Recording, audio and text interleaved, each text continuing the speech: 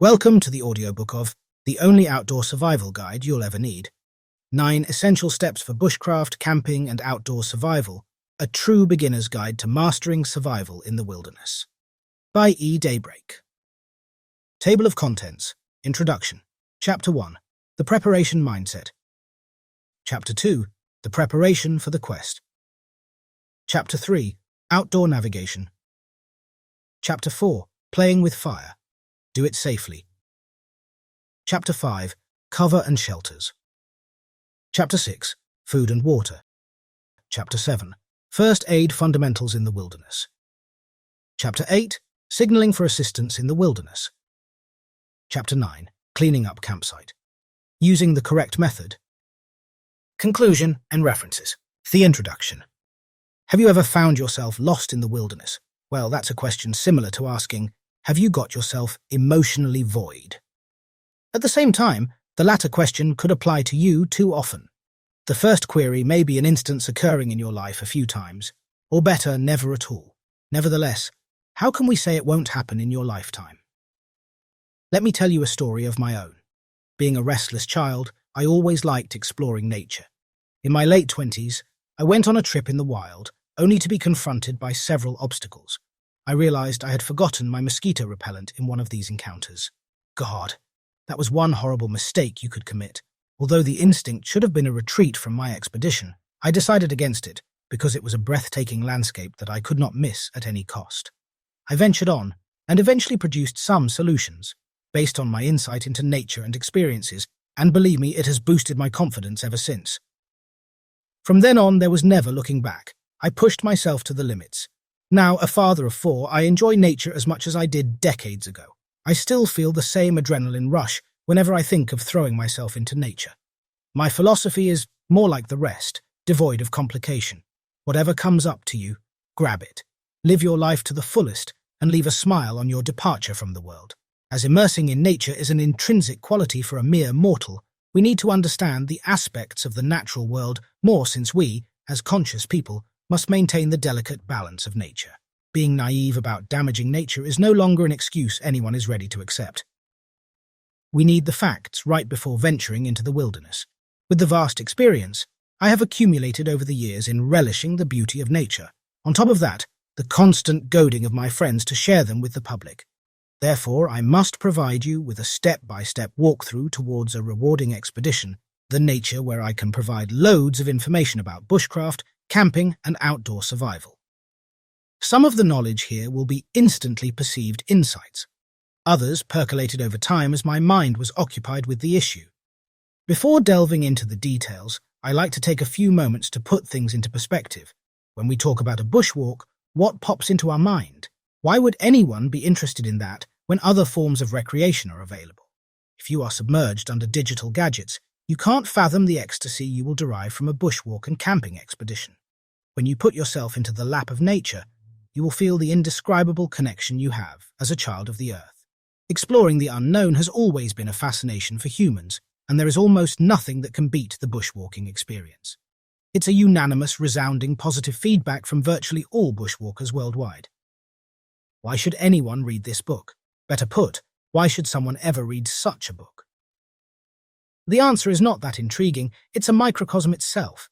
There are so many aspects, both gargantuan and minuscule, that not only a novice, but also a frequent, or we dare say a seasoned traveller would be overwhelmed by the plethora of information that would come in the way, both pre-journey and during the actual encounter. You must spend the first 5 hours sharpening the axe, if you are given 6 hours to cut a tree. We can't ignore this suggestion here. While no one can pinpoint the types of challenges popping up during the expedition, there are myriad facets that one can presume with higher precision. Being a conscious person, why would you not plan judiciously to save your time, effort, and, most importantly, the likelihood of stagnation in the middle of the wilderness, where communication can be halted for apparently no reason? But who needs so many details in a book? You do. You heard us loud and clear. Away are the days when we were just shocked to hear something ungodly happening to us. Today, every life is precious. We are at the height of scientific and technological innovation. So why should we do something peremptorily, as some inexperienced acquaintances have suggested, or a random video has hinted at without ever scrutinizing the tiny bits that can lead to hiccups? It's all sorted out, right? I mean, just talking to a friend or even a virtual contact can give me a glimpse, and that's all I need before cruising to the greenery. Why should it be any more complicated? Well, it isn't easy because if you are planning for a 3-day long trip in the middle of the green vastness, it is drastically different from the day walk your friend took. Moreover, the tools and equipment, that is, the resources pile up when you want to make it longer, are necessarily remarkable. What can a book tell you that a video cannot? For many unversed, this question doesn't have validity. They take nature for granted. They forget that nature nurtures us. We're nothing without the blessings of nature. Consequently, we can exploit nature harshly and undergo the ordeal. Nature will be simply unforgiving in return. Yet, it is not unusual to get lost in the vastness of nature and unintentionally harm it. This is where this book comes from. It will remind you from time to time to be an extra bit cautious when utilizing the natural resources for your optimum survival, leaving the most negligible impact as a creature trespassing into the territory of other creatures.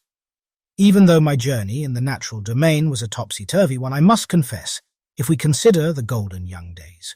Sometimes it used to be a rash decision to embrace the horizon, not knowing what to expect exactly from the various sorts of traveling and exploring I used to engage with. Honestly speaking, it was the passion for nature and goading by the friends whose enthusiasm used to engulf me.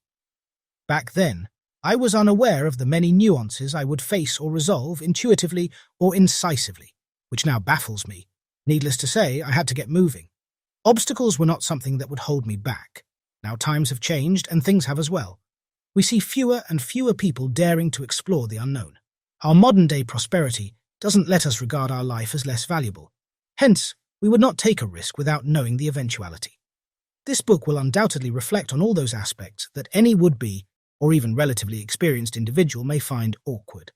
It is evident that when choices are too many, people would have difficulty determining the right product or service they are looking for. Despite not having an adequate number of books in the same domain, the available options are still overwhelming. So how does this book help you out? Fortunate to have gone through all the amazing collections gracing the bookstore's shelves. This book meticulously covers all the necessary facts in detail, providing invaluable insight into the matter only possible to have been provided by an authority in the field who consistently commits to learning, relearning, and dissecting the information at its core. When the outsider perspective is added, we get the questions, if not too many. When the insider view is presented, we bring all the answers with the implicit queries. This book will provide both ends of the spectrum. The observer standpoint will raise the most relevant issues. Anyone needs to know about bushcraft, camping, and all the requirements of outdoor survival.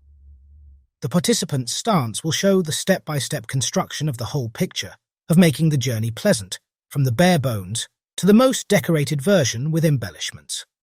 As this book results from thorough consultation with many like-minded people and many individuals apprehensive about stepping into the world of exploring nature to date, the author remains confident of encompassing the entire gamut of this exciting thereof.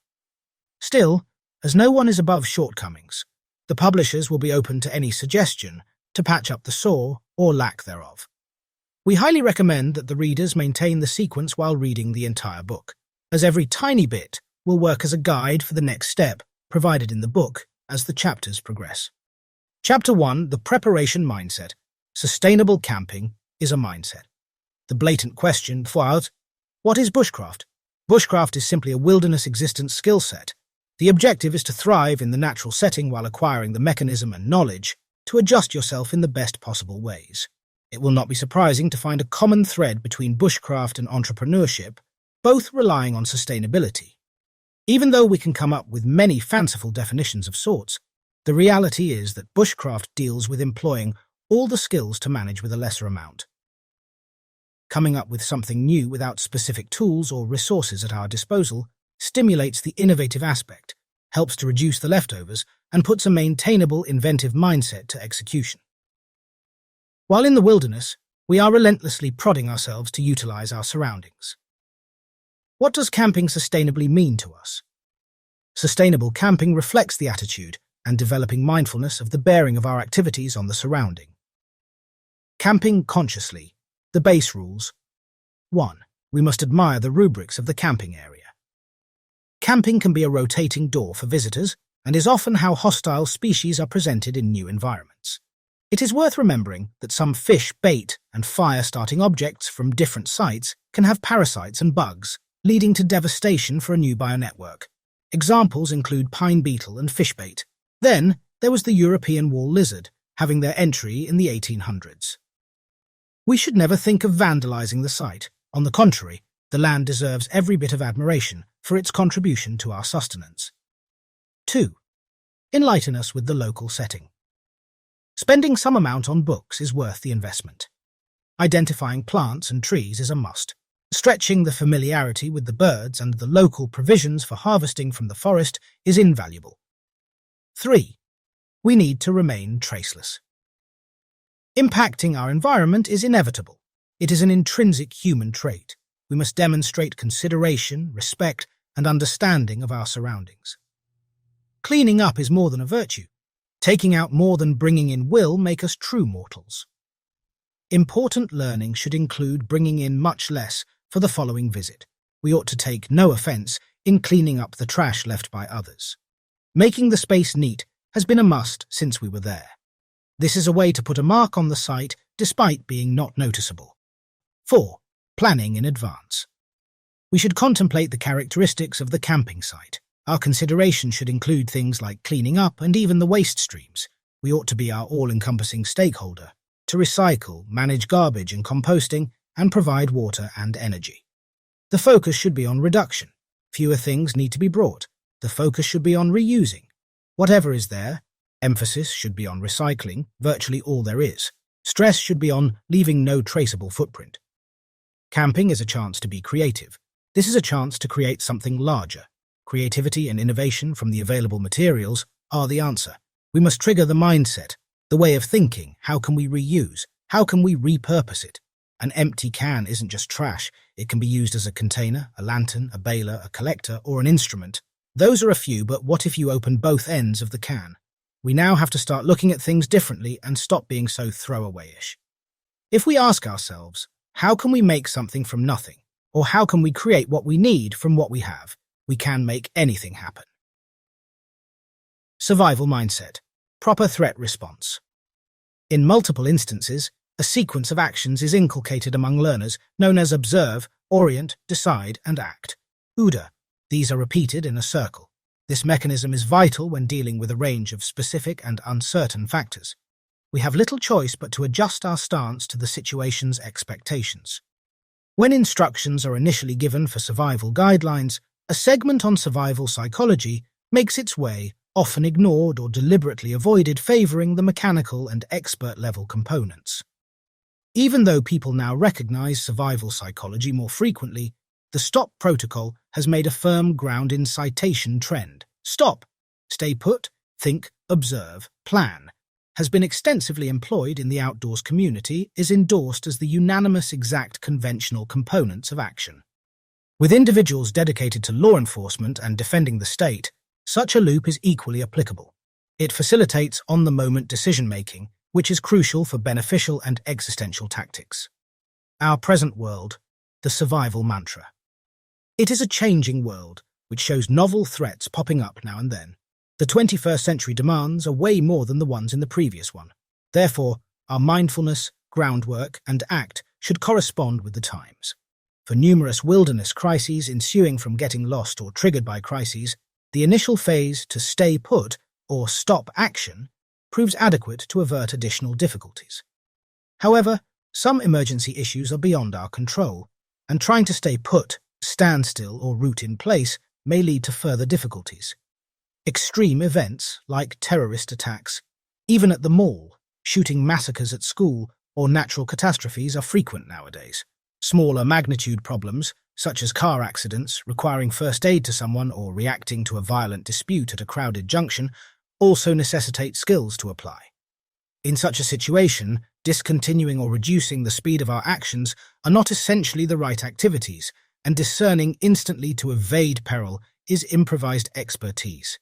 Because attitude and training are thoroughly related, and training should be connected to pragmatic threat calculation, mental makeup should be associated with accurate threat determination.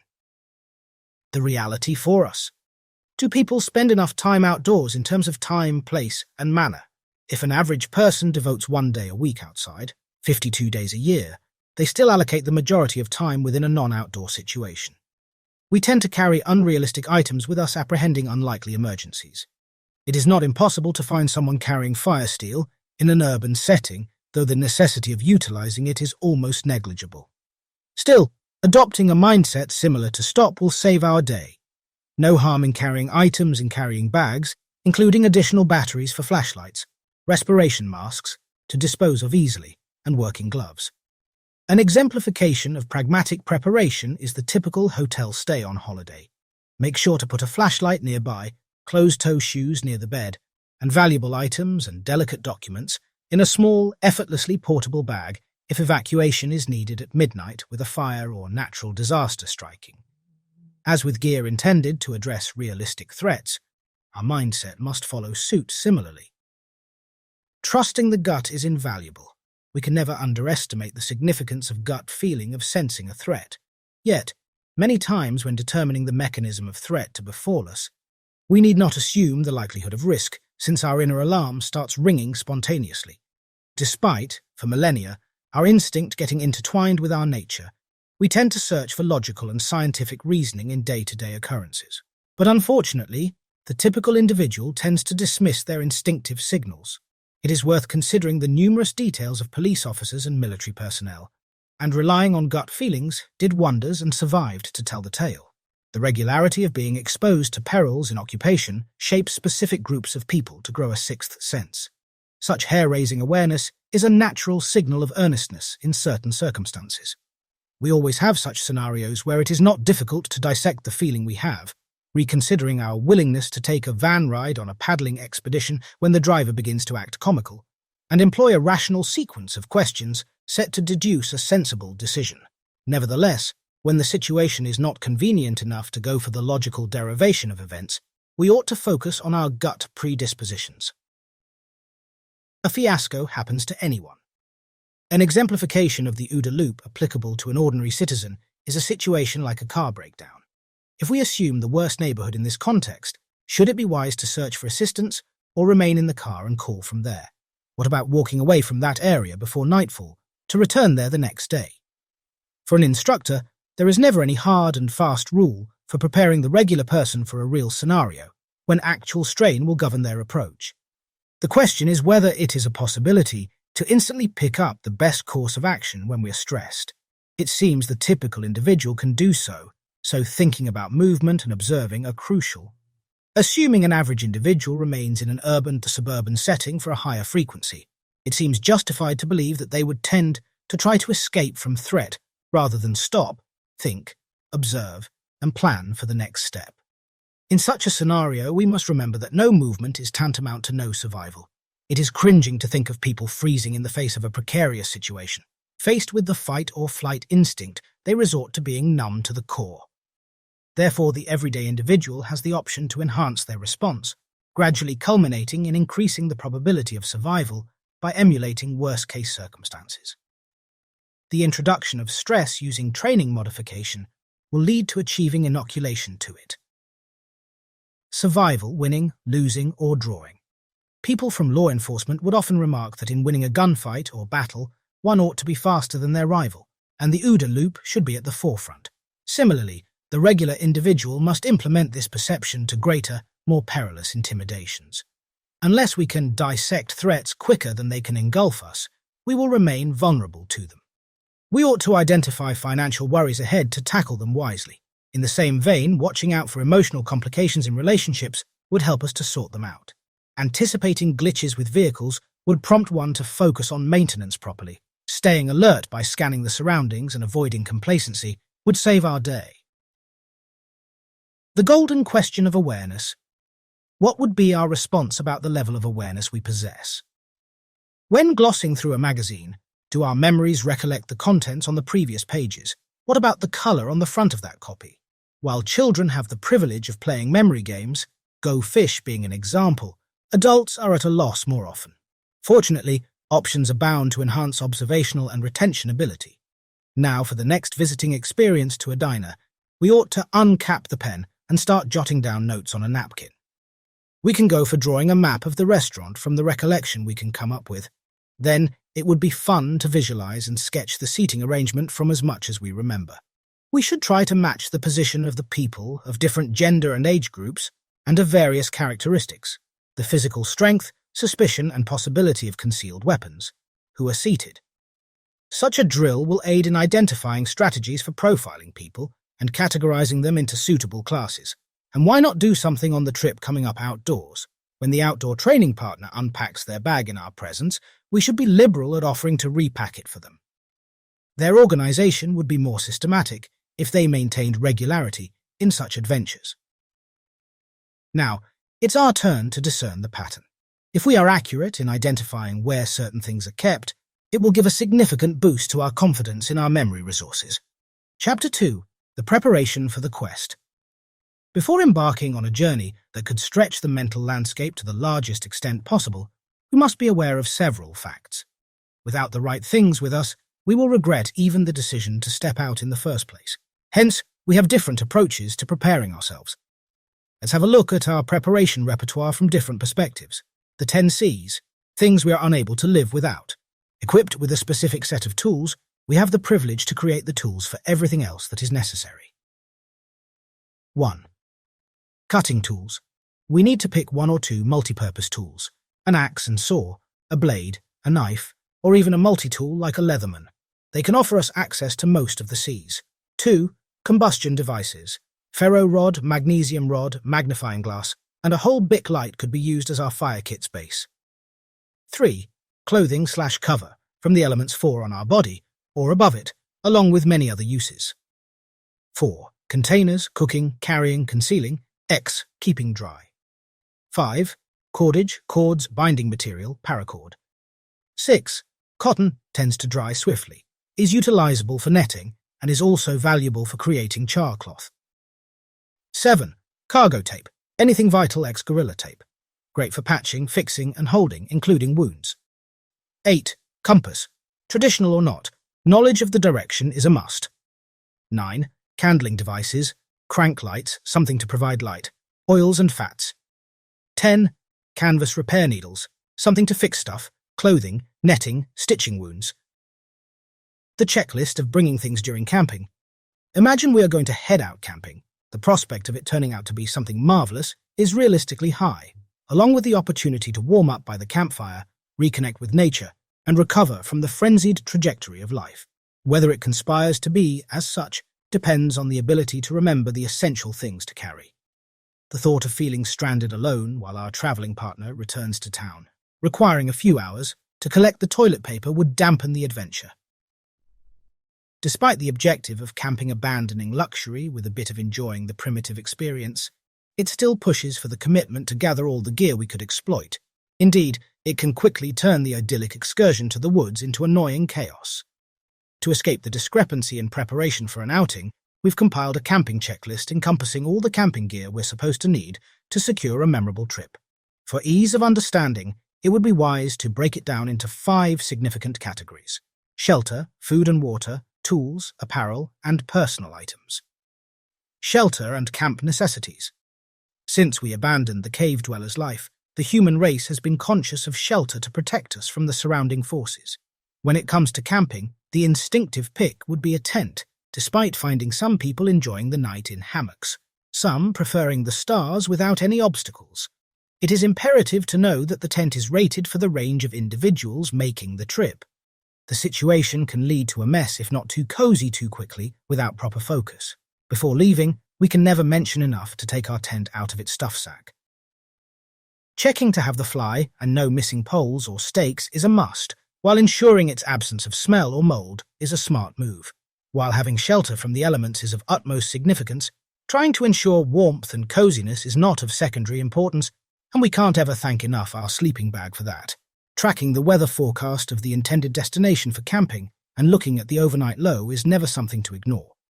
It is worth checking whether it is lower than the temperature rating of our sleeping bag, making it obligatory to stuff some extra clothes or blankets. In the case of car camping, it would be great practice to keep some extra blankets at our disposal. If we need to sleep on the ground, we'll land in the discomfort zone, worse, engulfed by coldness. A sleeping pad can be a solution for both in this regard. Lastly, when the campsite lacks a picnic table and benches, it is always a great idea to arrange folding camping chairs and a table. In the case of having the privilege, it would be intelligent to bring one's chairs and place them wherever they prefer. Besides, checking the fire regulations in the campsite locality is no less critical. Provided fires are legally acceptable, one can happily bring their pile of wood, quickly saving money with a guarantee of having a campfire. Furthermore, we should never underestimate keeping a spare tarp in our car. In case of rain, setting up an awning to cook under or using it to support our tent's rainfly would be the best utilization of the item. And we must not forget certain items like a pillow, camping chairs, camp table or folding table, firewood, tents, sleeping pad, sleeping bag, extra blankets, and a spare tarp. Want to cook at the campsite? Let's check the gear. Can we imagine camping with no food at camp? The fascinating thing about spending time in the isolated terrain has the chance to cook over an open fire. Thus, our camp kitchen has become a significant segment of our gear system. Now, the checklist kicks off with the stove. When we have a plan to cook merely over the fire, carrying a camp stove run by gas power remains a practical option. Boiling water would be much quicker than the fire, while providing a solid backup in case of rain. Although it's not an offense to dream of hot dogs being roasted over the fire, forgetting about water is a grave mistake. Checking the campsite having drinkable water is a must. We must carry the water filter or pack it in otherwise. Approximately 0.75 gallons of water should be consumed by an individual every day. The campers often overlook the little accessories, such as a cutting board, a can opener, and, if not, a corkscrew. It will be horrible making such a mistake and spending an hour trying to unscrew a wine bottle, employing our meager resources like a shoe. Therefore, it's never a bad plan to just make a small camp kitchen bag and store all such essential things, saving us from forgetting any of these items. Also, throwing in a few spicy items like salt and pepper would help evade difficulties. After relishing the delicious meal, it will be your turn to clean up. Again, going for a few plastic tubs is a savior for doing dishes, especially utilizing one each for soapy water and rinsing purposes. In addition, such tubs can contain all our camp cooking gear in our spare time. Gear like dishes tub, biodegradable soap, cutting board, sponge, water jugs, knife, can opener, corkscrew, lighter, fire starter or newspaper, cooler, coffee maker and filters, paper towels or dish rags, trash bags, stove, pots and pans, kettle, utensils, plates and bowls and camp mugs. The tool, tail and accessory access. A significant portion of camping is to be relying on oneself. Therefore, it's worth remembering to ascertain the possession of the gear dealing with equipment breaking or similar other emergency circumstances. Similarly, keeping a small toolkit like our kitchen kit would be helpful.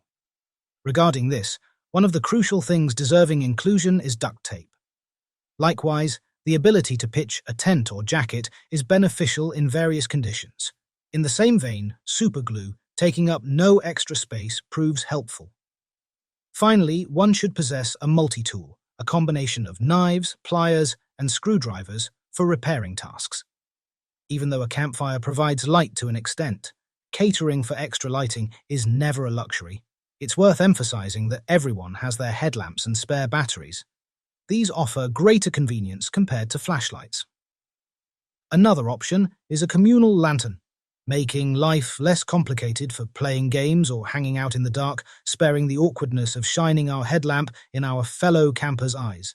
And we have the option of notching up our campsite ambiance by employing string lights run by battery power.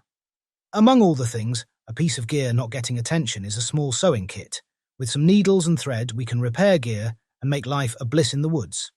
Similarly, a few yards of paracord are space-saving and useful for shelters needing reinforcement or fixing a clothesline. While we go camping to free ourselves from the hustles of city life, a portable power pack is never a contradictory notion. Since there could be an emergency without a signal, we can save ourselves from getting stuck with dead phones. Lastly comes a reliable hatchet, helping to chop firewood, though doing even more, like when we need to pound in tent pegs or cut down sticks. With that said, we must not forget gear like sewing kit, lantern, battery pack, paracord, hatchet, duct tape, superglue, multi-tool, headlamp, and spare batteries is a must. What to wear or not? Barring a few options, virtually any clothes qualify as suitable for camping. However, avoiding cotton is a wise decision since it takes longer to dry up, and the cold sensation is never a comfortable one. Hence, wool or synthetic layer should get priority while packing.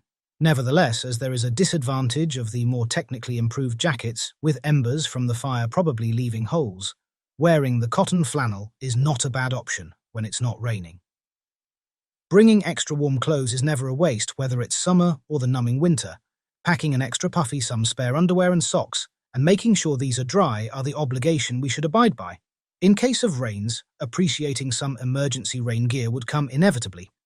In fact, a poncho that can be disposed of can save the day more than having nothing. Similarly, gloves, hats, and beanies deserve consideration. While the day could be much warmer, the night, at times, shocks us with the blast of cold. To finish, no one should be oblivious of taking a pair of camp shoes or sandals with the convenience of slipping on and off. We don't require them for hiking. It is the comfort that we care about while around the camp or slipping on promptly when nature calls during our stay in our tent. Tallying up the gear for a warm stay, we must have rain gear, warm gloves, warm hat or beanie, insulating layers, spare underwear, spare socks, camp shoes, shirts, pants, underwear and swimsuit for the occasional dip. Our own stuff. Such little things are capable of making or breaking a camping expedition. It is a terrible thought to reach for your reading glasses in the pitch dark while it sits safely on the bedside table. However, this is not restricted to eyewear. Other essentials also need attention. It doesn't matter when someone is camping somewhere with established toilets, they ought to have toilet paper. No one can be sure enough of finding them running out, and even such items can be a fantastic fire starter. Besides, while we find ourselves in camp environments lacking cleanliness, wet wipes are a heavenly gift, ensuring hygiene for everybody. In that case, we cannot forget hand sanitizer, toilet paper, wet wipes, towels, toothpaste, toothbrushes, sunscreen, feminine hygiene products, glasses, contacts, contact solution, and most importantly, deodorant. Chapter 3. Outdoor Navigation. Being a crucial survival skill, natural navigation will be helpful while we are seeking adventure out there. It is an artistic aspect of our repertoire to find our way using nature, permitting us to specify direction without employing navigation devices, namely a GPS or compass. Nevertheless, as with other skills, the requirement is practicing a lot to put it into use when the need arises. How to navigate the wild using nature. Natural navigation has become a possibility owing to the different elements of nature. Let's have a look at each one to understand the strategy. Before taking the navigational journey with the sun. The sun's positional setting is an operative pointer of our location in 4 directions: north, east, south, and west. Yet, we should remind ourselves from time to time that the sun's position is not constant regarding place and time.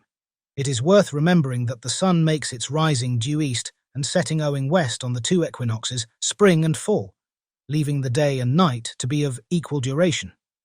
In other instances, we find it rising either north or south of due east and setting north or south of due west.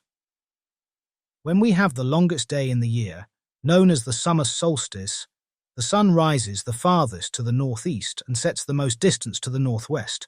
When we have the shortest day in the year, intuitively, the winter solstice, it is seen to rise to the farthest to the southeast and to set to the most distant to the southwest.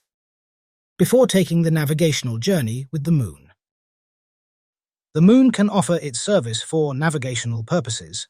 When the moon has a crescent shape, drawing a straight line joining the moon's 2 tips together and continuing the same line would lead us to the horizon. While someone is in the northern hemisphere, that line would be a pointer for the south for them. Although the particular approach is fast and convenient, it lacks accuracy.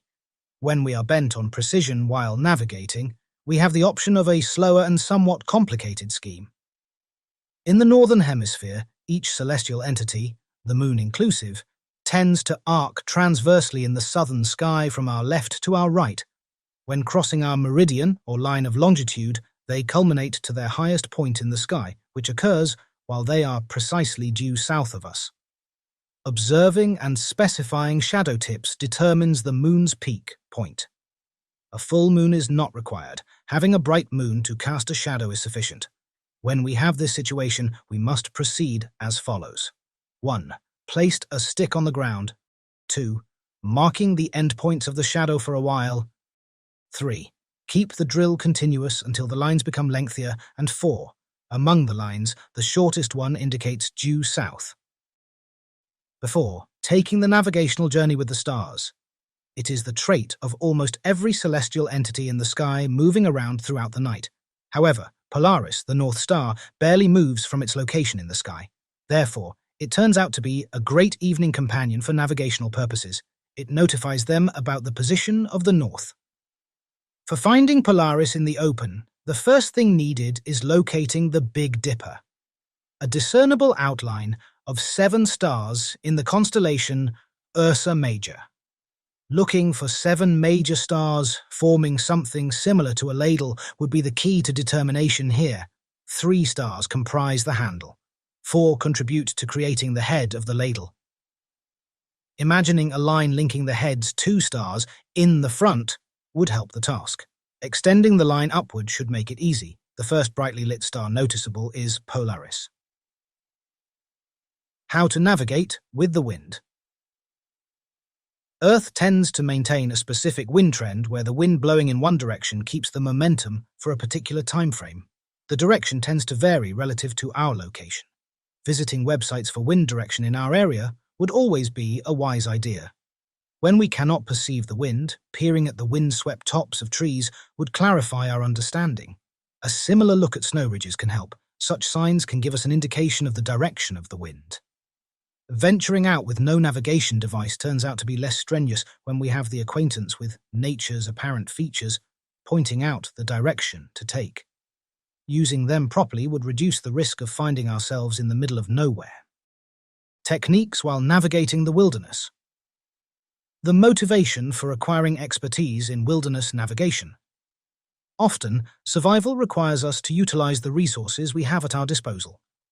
While we like to fantasize about having an electronic GPS unit, not requiring replenishing ever again, we ought to show the capability of navigation in any terrain at any time of the day with inexpensive tools. The harsh reality dictates that evacuation must be quick in the event of a catastrophe, allowing just a small bag of supplies. Now, not knowing how to navigate efficiently, we would spend hours, even days, wandering in circles. Utilizing a compass to navigate wilderness. A compass has proven to be a commanding and dependable instrument for explorers of the wilderness. Therefore, each of us ought to carry one, if not more, in our resource collection. Since they are not space-consuming without costing much, it is intuitive for our family and us to carry a few of them for strategic placement within our survival gear list. However, it is no less significant to have a compass with the knowledge of using it properly. The key aspect worth remembering is that the red segment of the needle permanently faces north. While traveling in a direction that is not north, rotating the compass housing is what we ought to do, as the direction we intend to travel has a perfect alignment with the direction traveling line, and turning our body should be continued until the red segment of the compass needle indicates to the N on the housing. Seemingly an easy instruction to follow, one would be astonished to find dozens of people employ the incorrect use and wanders in the wrong direction as a consequence. Besides, it is imperative to take new compass readings now and then, and avoiding holding a compass near any metal object is a must. Alternative wilderness navigation techniques. Although a compass at hand for navigational purposes is awesome, the certainty of its availability is not constant. It might be the case that we leave it behind by accident, like while evacuating promptly, or may lose it when escaping to shelter. For all circumstances, we must become adept at navigating without a compass in situations where we must ensure our survival. Luckily, there are a few alternatives for navigating during the day hours and in the dark, with the reliance on some rudimentary navigational know-how. Using the sun. Shadow tip method. We will need a straight stick, roughly 3 feet, to get the bearings to apply the mechanism. In addition, a level spot is needed relatively free from the brush so that the stick can cast a particular shadow. First, placing the stick into the ground and marking the tip of the shadow with a stone, a twig, or even a scratch in the background will indicate the west, regardless of our position anywhere in the world. Second, waiting around 10-15 minutes until the tip of the shadow moves a little bit. We need to point out the end of the shadow at that moment. Third, drawing a straight line through the 2 marks will give us an estimated east-west line. Fourth, if we stand with the first mark on the left and the second indicator on the right, we will face north. Despite lacking 100% accuracy, the shadow tip method is handy anywhere on the Earth and provides a fast solution for getting an estimated orientation. Watch method. Knowing the precise time can help determine our direction with the help of the sun. The most relaxed fashion for accomplishing this strategy is by using an analog watch. When we are confined to a digital watch, we can resort to drawing a circle on paper with the correct time on it for accomplishing the same task. This approach necessitates using the local time, no daylight savings time scheme. In the latter case, we must adjust the watch slightly for precise results, such as 1. Horizontally holding the watch, we should indicate the hour hand at the sun. 2. Bisection of the angle, cutting in half, between the hour hand and the 12 o'clock mark on the watch will give us the north-south line. 3. When confusion arises regarding the end of the line being north or not, we should remind ourselves that the sun emerges in the east, goes down in the west, and is due south at noon. 4. When the watch is set on daylight savings time, bisecting the angle between the hour hand and the 1 o'clock mark on the eye would do the trick. Adjust the time difference. Taking the moon as a guide. It is possible to put the moon into our service to provide an estimated east-west orientation during the night. Regrettably, it does not offer higher accuracy than the other methods. Still, when no other option is available, it will be enough until daylight breaks to provide better guidance. Principally, when the moon emerges before the sun sets, the side having the illumination will indicate the west. But, on the other hand, when the moon appears after midnight, the illumination is found in the east. The stars can make navigation easy in the wilderness. When we're sufficiently lucky to have visible stars, the navigation accuracy increases during those nighttime hours. 2 constellations offer us successful locating options: Polaris, the North Star, the Big Dipper, and Cassiopeia. They never go away, meaning we always have the privilege of using the constellations for locating Polaris and proper north reliably on a clear night. With direct opposite locations, these 2 constellations rotate counter-clockwise around Polaris. The 2 stars which form the outside lip of the Big Dipper are called pointer stars because, by drawing an imagining line through them continually around 5 times the distance between the pointer stars, we will be looking at the Polaris.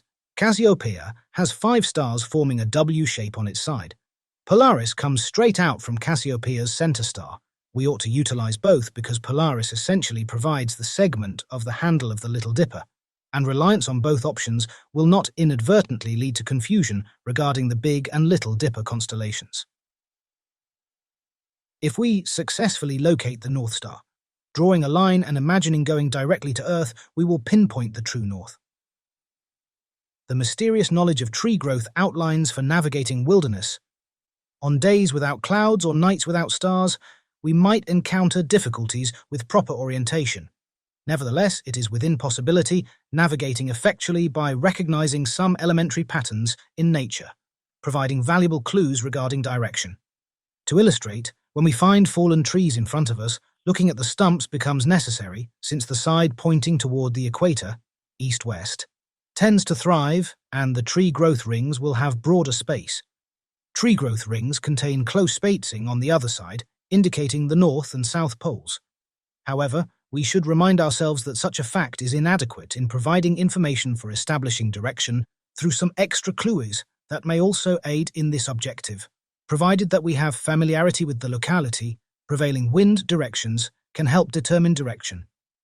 Still, the accuracy can be compromised and may lead to a drastically erroneous trajectory in the wake of a natural calamity or another catastrophe affecting weather traits in the vicinity.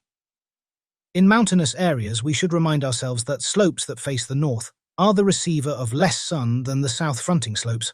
Consequently, the northern inclines are typically more relaxed and damper. It is characteristic of the summer months to be adorned with smaller patches of snow in a range of north-facing slopes. In the winter arrival, trees and open spaces on south opening inclines initially have the opportunity of having exposure to melting snow. Chapter 4. Playing with fire, do it safely. Hardly anything can be compared with the thrill of the great outdoors with a roaring fire and a starry night sky. However, such a delightful campfire demands a responsible attitude.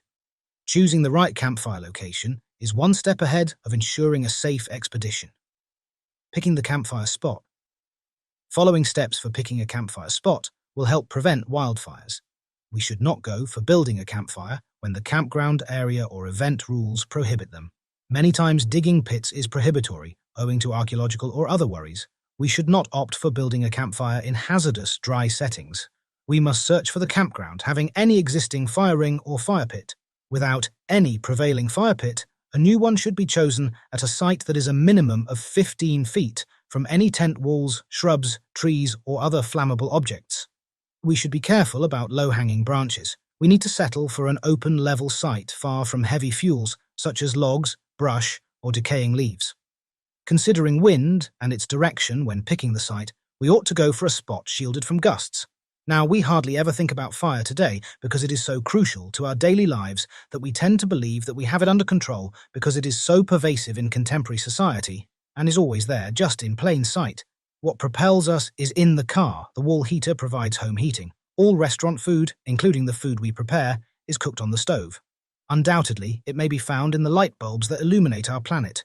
We keep a butane lighter in our pockets, which contains its latent force. There is it all over.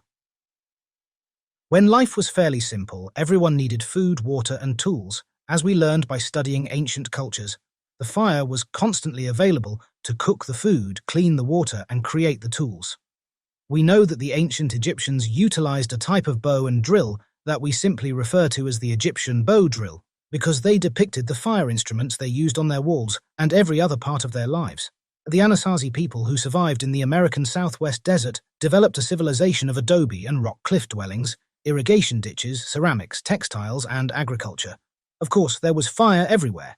Remains of drills and hearths, as well as proof of a system of fire-based communication, can still be found in the isolated cliff houses.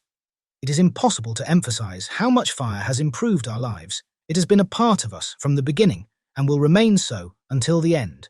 Making a fire, whether with sophisticated or simple instruments, will always be in fashion.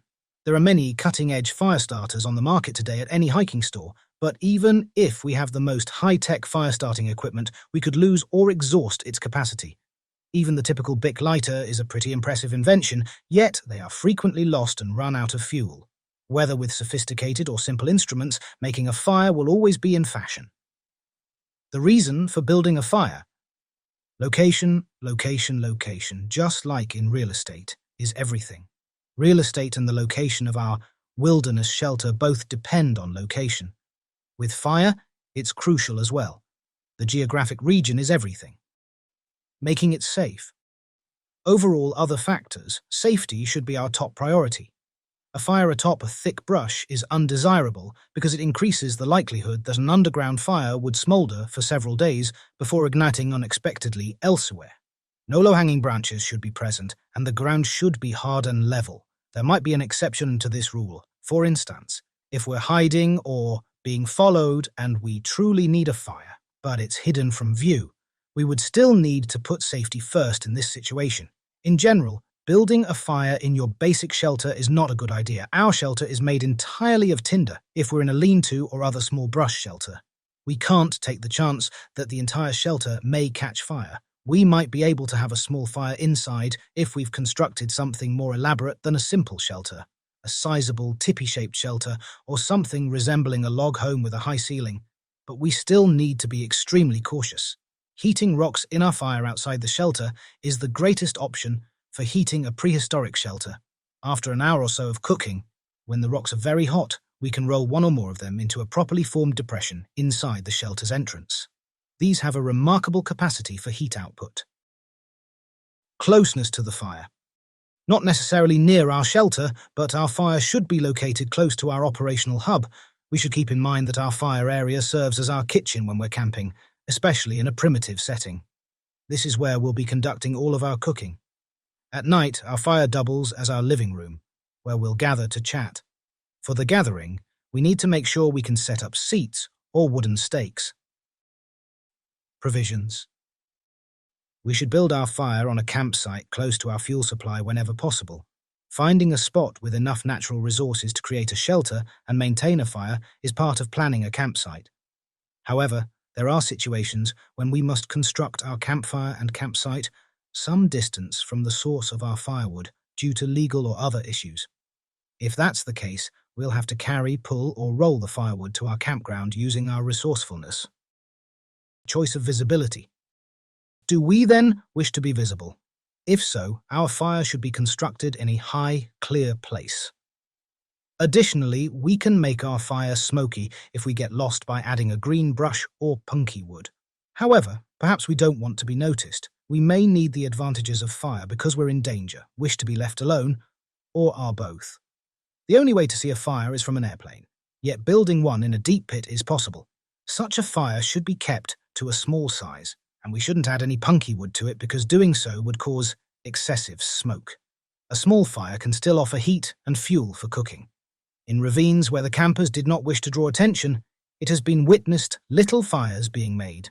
Small fires take little fuel and are simple to put out. The elements for creating a fire. Every scout and camper learns the three components of fire: heat, fuel, and oxygen. These three are frequently referred to as the fire triangle, the three essential elements for starting a fire. If we take away even one of these, there won't be any fire. It's quite obvious. A lightning strike, the sun shining through a lens, a lava flow, or any other natural occurrence can produce heat. The temperature can reach 400 degrees Fahrenheit or higher when we spin our drill on a piece of wood. Because a fire needs oxygen to burn, it can be put out by taking the oxygen away. Have you ever seen someone place a cup on top of a small candle that is burning? The flame swiftly loses all its oxygen and burns out. There is 21% oxygen in the air we breathe, but for a fire to start and continue to burn, there must be at least 16% oxygen in the atmosphere. Have we ever observed a camper stoking and tending his campfire with much effort? He is supplying oxygen to it. Anything that the flame will consume is considered fuel, which can include a wide range of substances. Burning wood and plant materials is a common topic of conversation in nature. Of course, certain woods burn more efficiently than others. Dead, dry wood is ideal, and materials that aren't too dense are best for rapid fire. Continually be ready. We must take multiple ways to ignite a fire when we venture out into the wilderness. But we should remember that your matches may run out or become damp. Consequently, we also need to have a few extra strategies. The earliest records of matches date back to the Chinese hundreds of years ago, and over time, some of the earliest variations of matches as we know them now emerged. Our current matches are made from various chemical compounds attached to a stick or piece of paper that ignites when rubbed against a surface resembling fine sandpaper. By using a match, we use two concepts that cause a fire: chemistry and friction. Book matches should always be avoided. They can be purchased by the boxload, and several watertight storage options are also available. Naturally, the striking surface was equally as crucial as that particular match. We may need to use several matches before getting a flame if we don't have a sufficient striking surface. A piece of very fine sandpaper should be kept with our fire equipment so that we may be guaranteed to get a flame from our matches. Windproof stick matches are widely available today and are well worth the extra few pennies you spend. These have a bigger head, maybe 1.5 inches long, and after we strike it, it flames for up to 10 seconds before burning the wood. These work wonders to start a fire when there is a light breeze. Every time we buy cigarettes or cigars, the shopkeeper usually gives us a book of matches. Book matches are still highly popular. These are occasionally printed with a company's name and distributed as free advertising for the firm. It has been seen that individuals intentionally cut book matches in half so that there are theoretically 2 matches, which makes them take longer. Some people are adept at it, but if we haven't used this technique before, we can get no matches instead of 2. If we're going to rely on book matches to ignite our fires, we must make sure to pack plenty of them and store them in something watertight, like a Ziploc bag. Lighting a match is a craft. Making a book match is becoming an activity that seems to belong in the distant past, like so many other routine activities that people used to perform. We must pull out a match slowly, close the book, and then hold the match between our fingers. The most popular technique to hold a match is between the thumb and index finger, though there are other ways. Assuming the person is right-handed, he must hold the book firmly with his left hand and strike the match evenly over the page. If the matches or striking surface is not old, it is not so difficult. The advantage of stick matches. The difference between book matches and stick matches is considerable. There is a little more to burn, they are more robust, and they don't crumble when exposed to dampness. We should use these matches instead of book matches and keep them in waterproof and secure receptacles. Stick matches with extended heads are available at outdoor supply stores. Compared to conventional matches, these are worth the extra 50 cents to $1 we would pay. These longer-burning, larger-headed matches can increase our chances of starting a fire even in windy or damp conditions by burning for many more seconds. Is it a good idea dipping matches in wax? We may dip your matches in wax to help waterproof and safeguard them, according to numerous articles in hunting, hiking, and survival periodicals. A man explained his pre-trip planning in a true story printed in the American Hunter years ago. About 100 stick matches were carefully dipped in wax, allowed to dry, and then he proudly carried them into the woods. He described his dismay while trying to light one of these matches and finding that the first one fizzled, but did not light. Even though the second match fizzled, it did not light. The third match burned out, along with the remainder of the box. The author drew attention to the fact that he did not test his matches before entering the field. He wasn't making recommendations per se, other than encouraging hikers and campers to try before they go because many wax products are available, such as beeswax, other waxes at craft stores, and paraffin, an artificial product. Although this man had no backup, fortunately, his fellow hunters had alternative fire-starting techniques so that they could light a campfire for warmth and cooking despite his lack of a backup. Butane. We should have a butane lighter with us. In actuality, we should bring as many as we can. Unless we step on one, they are fairly reliable, and each can power a few hundred lights. To know how much gasoline is still in our butane lighter, a professional advises that we only purchase see-through models. Although they eventually run out of fuel, they are still useful. Atomic lighter. In addition to the conventional lighters, you may purchase an atomic lighter, which seems to be a regular refillable butane lighter but is not. We connect it to a USB port and charge a battery instead of filling it up with fuel. Then, when we ignite it, 2 ports create an electric flame suitable for lighting our tinder or cigar. Because of its high-tech nature, we occasionally need to recharge it. If we're exceptionally clever, we might get a small solar panel and recharge this lighter using the sun. Making fire with the sun. Our friend, the sun, can help us start a fire if we can direct its rays in a specific direction. Using a parabolic dish or a magnifying glass, we can focus light for a fire by directing it outward or away from the reflector, a lens to shine a light. Magnifying glass. To show at keeping a small magnifying glass in our bag or purse may be the simplest way to start a fire using the sun. Having the right tinder and then gently nudging our tiny embers toward a flame are the keys to creating fire with one of these.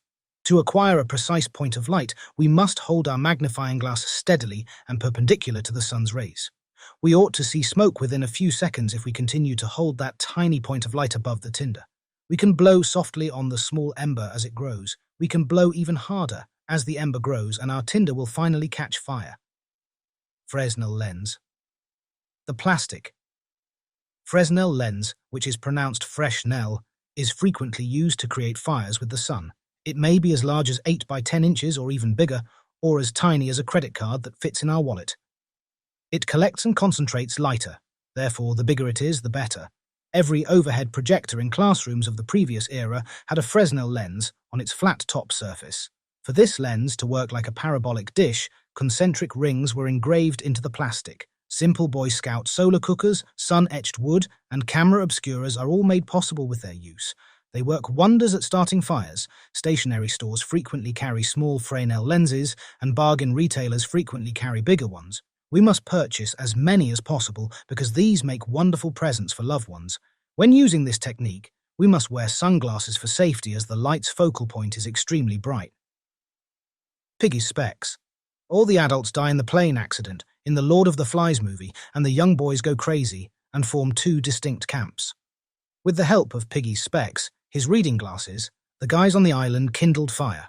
Most reading glasses made of plastic or glass are just magnifiers and can be used to start a fire. However, not all prescription eyewear can be used to start a fire. The ability of the glasses to focus the sun's rays to a point will depend on the eye disease they were designed to treat. We need to give it a shot to see whether it works simply. The secret is pinpointing the focal point, while using good tinder and keeping the glasses steady. We must ensure that the glasses are parallel to the sun, so the light can pass through the lens directly. The effectiveness of this will be immediately apparent. If it works, we'll get a very small point of light, and the tinder will start smoking relatively soon on a sunny day. Camera lens. During the old period of 35mm cameras, the lens could be unscrewed and used as a magnifier to start a fire. Even if the lens did not detach, we could generally open the camera's rear where the film was placed and allow light to pass through the camera and through the lens to create our fire. However, removable lenses are still made for digital cameras that can be used as fire starters, even if we are unlikely to have one of those old cameras still. The only way to naturally start a fire with the sun is to make a lens out of a transparent sheet of ice. In the past, Inuit people did this by painstakingly scraping a large sheet of ice with a diameter of about 4 feet to create a lens. A clean piece of ice is necessary for this technique to work, which we may gently scrape to make a lens that will focus light onto our tinder. The user would hold the block of ice vertically with the flat side facing the sun, igniting the dry tinder with the sun's rays. It's good to know. However, an easier method uses water. Water inside a plastic bottle. A small amount of water should be placed in the bottom of a clear plastic water container. For the sun to shine through the water like a lens, we must angle the object to hold it up to the sun. A small ember can be produced in a matter of minutes if a good focal point can be found. Some tinder is held at the focal point, and all other conditions are ideal, such as a clear sky and an open water bottle. A clear plastic container, preferably one without ridges, and extreme patience are necessary for this procedure to work. Rifle scope. When used as a magnifying glass, rifle scopes can also be used to light a fire. We need to go to our garden and test our rifle sight to see if it functions as a fire starter if we have one. We can get different outcomes again based on the size. Why not focus the light shying away from the lens? The aluminum can. If all the circumstances are ideal, it's possible to start a fire with the bottom of an aluminum soda or beer can. Although the bottom of most aluminum cans, beer or cola, is not an actual parabolic dish, it can be used to concentrate sunlight to a single point and ignite tinder when it has been sufficiently polished. This information is useful because aluminum cans are thrown away everywhere. The metal can is considered garbage, yet it is quite precious since it can be used to start a fire. Shining the bottom. We must give the can's bottom a high shine to properly focus the sun's rays. With some fine steel wool, this is easiest to accomplish. The bottom will need to be polished for roughly 15 to 20 minutes to achieve a clearly bright and highly shiny surface. The implementation. We need to move our tinder into the bottom section of the can while pointing the bottom of the can toward the sun and keeping an eye out for the spot where the light concentrates into a single point. We need to keep our tinder there once we've located that place until we obtain our coal. This is similar to using a magnifying glass to start a fire, except instead of focusing the light through the lens, we are bringing it back to a single point. It could be clear that there isn't a single pinpoint of light like we might see via a magnifying glass.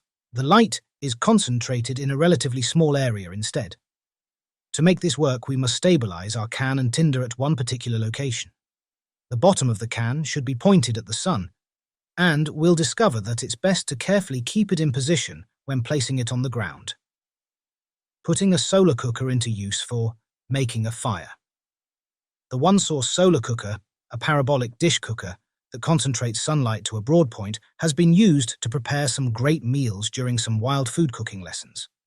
Additionally, it functions as a fire starter. Due to its size, which is around 4 feet across, we wouldn't carry one in our pack or pocket, but we might keep one in our backyard or automobile. This is a real solar cooker, since it uses a parabolic dish to direct the sun's energy onto the cooking surface. For cooking in an emergency or when the kitchen is too warm in the summer, we should keep this cooker outside. Starting a fire by a parabolic dish living in a car. Our headlamp's reflector is either shaped like a parabolic dish or sufficiently reflective to start a fire. Our headlamp needs to be taken off first. This may only require us to remove 4 screws, or it may be difficult depending on our automobile's make and model. We must pull the headlight loose from the electrical connection after we've taken it off. Next, we need to break the glass gently. Yes, this implies that we won't be attaching that headlamp to the vehicle again, so we should give it some thought before doing it to the vehicle we're driving. Also, if the sky is cloudy, we must avoid damaging our headlamp because this requires the sun. The interior is a somewhat parabolic reflector, which is visible once we tear away the glass and polish the edges. This reflector is either relatively rectangular on some cars or round on some, like many Jeeps. We must place our fingers just a few inches from the reflector's center while facing it toward the sun. Finding the hot spot should be simple. So, we need to go for fetching some of that perfect tinder we've been gathering and hold it steadily in that hot location. A rapid ember and flame could ignite in less than a minute or take much longer, depending on how the reflector is set up and any solar obstructions, clouds, haze, trees. But if all the conditions are ideal, this is an incredibly successful approach to start a fire. It is advised that we go to an auto supply store and get a headlamp for our vehicle if we want to find out if our headlamp reflector would truly start a fire in an emergency. When we test it, then we'll know. We do not advise using this method if we don't have any other options to start that fire. Starting a fire through friction. Here is the age-old technique for making fire that has stood the test of time. We'll go over each one's advantages and disadvantages. The plow. We watched as Tom Hanks, who was shipwrecked, used a technique known as the plow to start a fire in the movie Castaway. Is that a useful method for starting a fire? The long drill that makes up the plow should be at least 2 feet long and 3 times as thick as a pencil. The piece at the base, also known as the hearth, is a larger piece of dry wood that should be at least 1 foot long and 1/2 foot wide. After securing the hearth with our feet, we swiftly carve a groove into the hearth by leaning into it and rubbing the drill back and forth. Smoke will soon start to form from the sides, and the very tip of the groove as our rubbing plow tends to stay in this groove. We'll exert a lot of effort and likely feel as though we just ran a mile, but maybe, just maybe, the dust at the groove's tip may burn brightly and turn into an ember that we can ignite with tinder and blow into a flame. Bamboo Fire Saw, Segment 1. The bamboo fire saw comes in a variety of styles. Here is one. We must start with a bamboo stick roughly 3 feet long and 3 inches in diameter. This object has been longitudinally split in half. This object is placed on the ground with one edge pointed upward and is staked in place. To secure, it requires roughly 4 stakes. The other bamboo component is then ready. The rounded portion of the higher bamboo component will be facing down, as this second piece is positioned concerning the first piece. The upper part of bamboo has a tiny groove carved into it at the point of contact, allowing it to slide over the top of the bottom piece with ease. We need to place some kindling, probably mugwort, and cover it with a leather piece. Then, we need to take a knee in front of the bamboo and hold the lower part of the bamboo in place with both of our knees. To keep the lower piece vertical, our partner must grab onto it using a rag or gloves. Next, we must get to work. Leaning into it, we move the horizontal upper piece of bamboo back and forth on the lower part, trying to cover as much ground as we can while pressing as firmly as we can. Maintaining the lowest piece of bamboo vertical is difficult because this tends to induce it to lay down horizontally. holding the leather in place while rubbing, keeping the mugwort in position just on top of the point of contact where the heat will ignite it. We draw backward and forwards repeatedly. If we persevere, we'll be rewarded with our ember. The ember is then carefully removed, extracted, placed in some tinder, and blown into a flame. Bamboo fire saw. Segment 2. Other Pacific islands, including Hawaii, use a different technique for generating fire with bamboo. First, we must break a long piece of bamboo in half, longitudinally, so that it is about 2 feet long. We need to lay the half with the rounded side facing up. We must slightly cut a slit through the top of the bamboo half. Then, we need to cut a 1.5 foot long piece of bamboo into the shape of a saw. To make this saw as flat as possible, it must be sliced. The cutting edge of the saw is then sharpened to fit perfectly inside the slit that was just made in the half-round segment of bamboo. We need to put some tinder in the slit, then secure it by placing our left foot on the bamboo's half-round part. Then, while holding the bamboo saw in our right hand, we must start making sawing motions in the slit.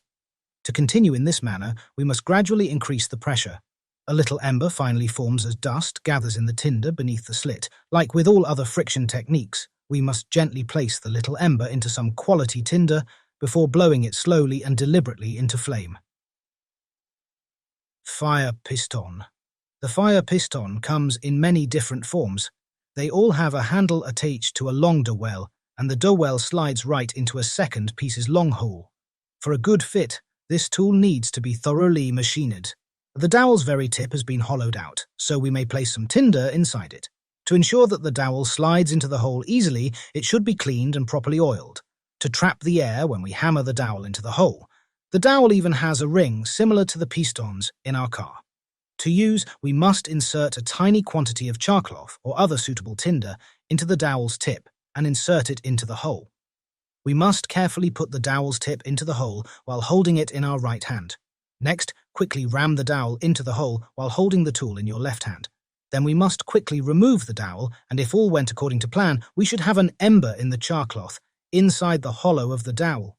The dowel needs to be well kept and oiled for this to function properly. It is necessary to replace the O-ring as it ages. Some fire pistons are seen not to require a little plastic O-ring at all, but instead use dental floss. Furthermore, we need the right kind of tinder, which is carefully inserted into the dowel's hollow at the end. A spherical flywheel with much weight is fastened to a basic drill to create a pump. Strings are fastened to each end of the wood handle, which extends up to the top of the drill and fits horizontally over the tool. To start the drill, we spin it. Then, as we press down to continue drilling, we just let the flywheel continue to spin. As one of the pump drill's most popular applications, drilling holes in shells, we'll need to equip the drill's tip with a nail or stone. This is an excellent low-tech way of drilling holes that works pretty well. It's quite another thing entirely to start a fire using a pump drill. If we use a nail tip to drill a hole in a shell, we apply all our pressure to a single spot, making the drilling process easier as the hole grows. On the other hand, if we're to try to start a fire, the more we drill, the more difficult it becomes as our pressure points grow. This implies that a large, heavy flywheel is required if we intend to start a fire using this method. If not, we won't be able to maintain the drill's spinning motion, producing enough heat to start a fire. Yes, it is possible, but there are quicker and more efficient ways to start a fire. Hand drill. The hand drill best exemplifies something simple. The anthropologist, Paul Campbell, contends that this was the approach most people followed for most recorded history. Get it done simply by using a hand drill. The drill and a piece of wood the size of a pencil, measuring about 18 inches, are required. We prefer using mule fat for drills, but any wood will do. Then we also need a hearth, which is a piece of wood that is no longer than a foot, no wider than 3 inches, and no thicker than a ½ inch. Although many types of wood will work, my hearths are made of willow and cottonwood. We must start by cutting a small gouge about a ½ inch back from the edge along one end of the hearth. To prevent the drill from popping out when we're serious, we grab the drill and spin it in our hands to make the small gouge a little bit bigger. Then we make a little triangular notch from the hearth's edge to the gouge's center, positioning the triangle's point in the gouge's center. This enables the heat to start an ember while allowing the drilling dust to flow outward. While there are several ways to do the task, a right-handed person should start by firmly placing their left foot on the hearth and kneeling on their right foot. We start spinning the drill at the top while holding it between our palms and firmly pressing down. Naturally, our hands will drift downward, but as soon as they reach too low, we swiftly raise them to resume drilling from the top. That is the proper method. However, it may take some time to build up enough stamina for this, so we must plan on practicing unsuccessfully for a while, as our bodies and mind adjust. The thumb chord. The top of the hand drill can be given a tiny knock to boost our chances of success. We must make a chord with 2 loops on each end next. 6 inches should be the approximate total length. We need to loop the rope over the drill's top knock while inserting a thumb into each loop. To avoid stopping to raise our hands back to the top, we are now compelled to maintain both of our hands in the same position as we drill. We also forfeit that brief period of rest, however. Another option is to have 2 or more persons grouped around the drill, drilling one at a time so that no one person is doing all the work. Bow and drill. We have a technological advantage over the hand drill with the bow and drill. As with a hand drill, we'll need a hearth, a drill, a bow and a bearing block to press down on the drill. Implementing it. Proper body alignment is crucial when using a bow and drill to start a fire. We must verify the proper fit of each component. In the hole in the hearth, the drill's bottom should fit. The drill and the bearing block need to fit into it easily and be cozy in the hand. We need to go for the drill while twirling the cable. Snug yet not so tight that we can't move it is ideal. Additionally, it shouldn't be so sloppy that it slides when we try to spin it. Just right is what it needs to be. We should kneel on our right knee and place our left foot on the hearth if we are right-handed people. We need to set the drill into the hole on the hearth after wrapping the rope around it. We must press the bearing block onto the drill with our left hand, locking our arms inset around our left knee as we do so. The drill should now gently start to rotate. At first, we should not press down too firmly or move too quickly. We must start the drill, keep it vertical, and keep the cord essentially in the center of the drill. Then need to lean into it slightly. Speed and pressure should be increased gradually. Smoke should begin to appear if everything is done correctly. It will eventually begin to smell like burnt coffee if we continue. Once we see brown dust entering the notch, we need to continue. Eventually, black dust will appear as we carry one nearing our destination. We should not quit just yet. We need to continue. We need to observe that dust. We will know we have a burning ember when we notice smoke rising from the dust mound. Without moving the hearth, we must carefully remove the drill from it. Our dust ought to be smouldering still. Then we need to puff on it very softly, just a tiny bit. Instead of stirring up the dust heap, we should gradually stoke it so that the ember becomes larger and larger. The ember on the tiny piece of leather can now be carefully picked up and placed into our ready-made tinder. For the first phase, yucca, mugwort, elder bark or cedar bark that has been dried and shredded works well. We must be sure that our tinder holds together and has enough density so the ember won't just fall through the cracks. Other materials might also work well. Holding it up now, we need to gently puff into the ember so that it gradually becomes larger and transforms into tinder. After that, we must surround that original piece of tinder with a huge bird nest-shaped arrangement of dried grass or pine needles while puffing and blowing. It will start to smoke. If there is a breeze, we may sometimes just crouch in the soil with our tinder bundle, facing the wind, letting the wind do the work for us. We'll soon witness the emergence of a flame, joining Tom Hanks and the earliest cave dwellers in the history of fire-making. Egyptian bow drill. Because they have been discovered in tombs, we are certain that the ancient Egyptians employed a bow drill.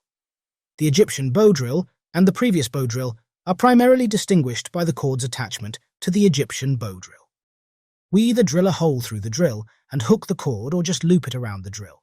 With this variant, we can avoid applying as much pressure on our cord as we would with a standard bow and drill. Dental floss is used as the cord to show that this method will still produce an ember with less tension and still use. With the Egyptian bow drill and the standard bow drill, our body position is essentially the same, and both use the same back and forth drilling motion. We will discover holding the bow away from the drill to provide the rope with the necessary tension when using the Egyptian technique. This Egyptian approach is simple to adapt to if we have previously practiced with the standard bow and drill. We may prefer it more because it doesn't require as much strength to keep the rope at the right tension. A traditional bow and drill set can be considerably larger than an Egyptian bow drill set. Arctic strap drill. Inhabitants of the northern Arctic regions mostly employ this form of the bow and drill. This was a crucial method of making fire from Siberia to central and upper Canada to Greenland. Where wood was abundant, central Canada is where this variety originated. This technique evolved around 1000 CE to adapt to the easier-to-transport bow drill. Each individual saw this as a method to start a fire on their own if everyone else was absent or incapacitated. The Athabascan groups also employ this technique, although they carry a small bow in place of the strap in all 17 Inuit groups. The drill, board, a few straps and moss for tinder were all carried in the Inuit bags. Although often much smaller, the hearth and drill are substantially identical to a standard bow and drill. A small piece of wood with a small gouge on the bottom side where the drill will spin serves as the bearing block. It is attached to the mouth. To turn the drill, we utilize a leather thong that we move back and forth in our hands. Due to the small kit and the user's stooping position over the drill and hearth, it is frequently displayed on a table for everyone to observe. Therefore, we need to place the hearth on a stable surface and secure the bearing block in our mouth.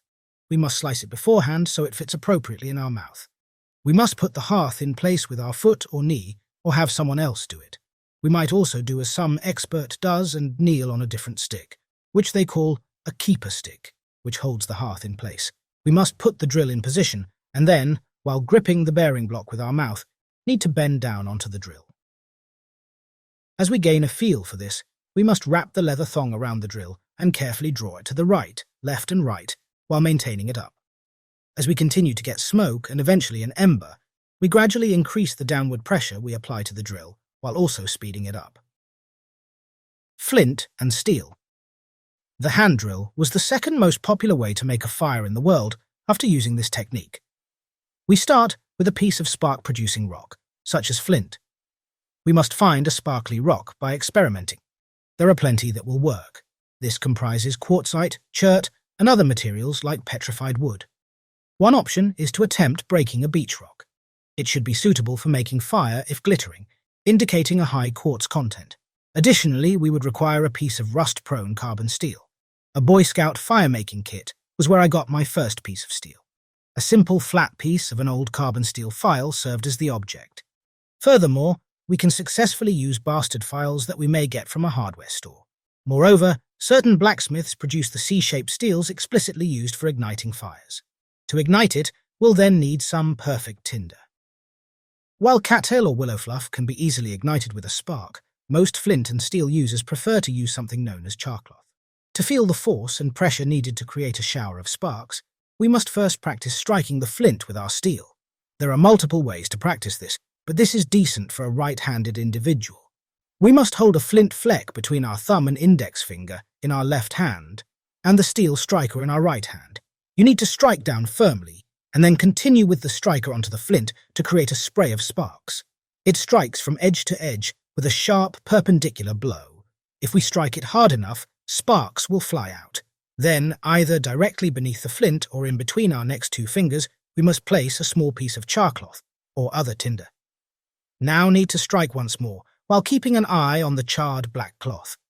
One of the tiny sparks would attach to the charcloth if we produced a good shower of sparks, and if our charcloth was just so. Sometimes we won't see it right away, but a small area of the charcloth will be blazing red. We've managed to catch a spark. We would watch the ember grow as we now softly blow onto the charcloth.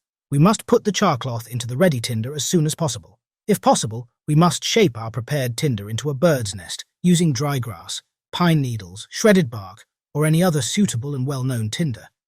Now we need to blow softly into the tinder bundle we just filled with flaming charcloth. The ember will spread. As the tinder starts to burn, you need to keep doing this to make it grow bigger. You must blow continuously. Turning the tinder toward the wind can help us if there is a breeze. Our tinder will ultimately catch fire. Starting with ember, ending in flames, how to mother our fire. We have so ignited our first ember or flame. The next few stages must now be followed to create the necessary campfire. If we had used a friction method to start, we would have produced an ember. We must now ignite that ember. We would most likely have a flame immediately if we began working with chemicals, electricity, or the sun. As it grows, we must now tend to it. We need to take our ember to a flame. Our baby ember must be protected much as a newborn infant does. We want our child to live through childhood and develop into a full-grown adult fire. Phase 1. We need to start with the softest, finest kindling, such as mugwort, cotton balls, dryer lint, cattail, and shredded elder bark. There are many possibilities here, but the first stage needs to be very good and strong. Our ember will have a bed made from the fluffy tinder we formed into the shape of a bird's nest. Our bird nest bundle should have just the right airiness to keep our ember from being lost, as it splits into smaller pieces, but it shouldn't have too much air that becomes unmanageable. Therefore, originally using a bundle of pine needles is uncommon. For our ember to continue to grow, we require materials that stay together well. We must carefully place our ember inside the fluffy tinder bundle and then blow softly on it. We shouldn't blow forcefully on it because doing so would only cause the ember to break into small fragments that will self-extinguish. Puffing slowly at first, then intensifying when we notice the ember expanding. Phase 2. We need to wrap a somewhat larger bundle of materials, such as dry grass, pine needles, shredded bark, or even old newspapers, if that's all we have, around the original bird nest. We may now blow into our developing bundle with more effort and hold it much more easily. Still, we need to use precisely the appropriate amount of pressure. Not too much, not too little. If all goes according to plan, the ember will have developed and spread across the tinder, producing more smoke from our tinder bundle. We can now blow a little more forcefully. At this point, we can add leftover pieces of plastic. These recycled hydrocarbon pieces burn quite hot and start our fire. Of course, they're bad for the environment, just like the automobile we drove to the hiking area wasn't either, so that much is obvious.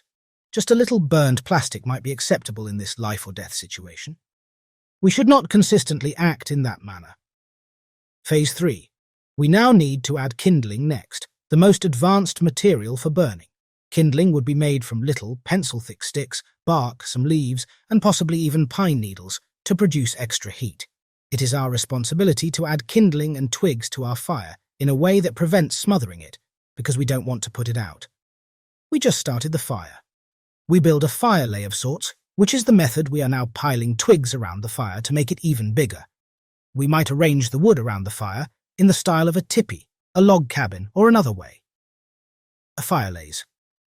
The fire lay describes how we are now arranging our twigs to start the fire. We have our flame or our ember. Let's think about the alleged tipi fire lay. It is extremely easy. Over our small fire, we need to arrange straight sticks such that they all meet at a single point in the center to resemble a tipi. Once we have a few of these sticks set out, it will be simple to keep adding more. As more sticks are added as needed, the flame licks up and begins to burn the tipi. Occasionally, a thick vertical stick is placed in the center of our potential fire, after which the surrounding twigs are leaned against it. The primary stake supports our tipi. Log cabin. For starting a fire, there's also the log cabin approach. We have a small fire there, which is safe. Indeed, we are familiar with the appearance of a log cabin. Then we must put larger twigs in a square pattern around the base of our fire. Another square of twigs should then be stacked. It's simplest if we lay on the first pair of perpendicular ends, then finish the two opposite ends. We should not stop there, just keep stacking. Our little flame has more to burn thanks to it, allowing us to define our fire. We must keep piling up, making a larger one when our smaller one burns. A good bed of coals will eventually be ready, and we can add wood. Lean-to. The lean-to fire lay begins with a low tripod of twigs, where two are short and one twig is longer, and then we lean many more twigs and pine needles over the lean-to. The lean-to shape gives the new flame some oxygen, and the new twigs don't smother the flame. The lean-to lay can be done in various ways, such as by simply leaning branches over the edge of our stone fire circle so that they are just above the small flame. These variants make perfect sense, and certainly kids understand them. The lean-to provides support, allowing us to add more twigs to make a little opening above our new flame. Haystack. As simple as it seems, the haystack technique entails covering our small flame with small pieces of dry tinder in all directions, as long as we avoid compacting too much material at once and smothering our flame. We probably wouldn't utilize this strategy if everything were wet because it takes a little more effort to start a fire in moist conditions. However, a simple haystack should be plenty to start our fire in dry weather.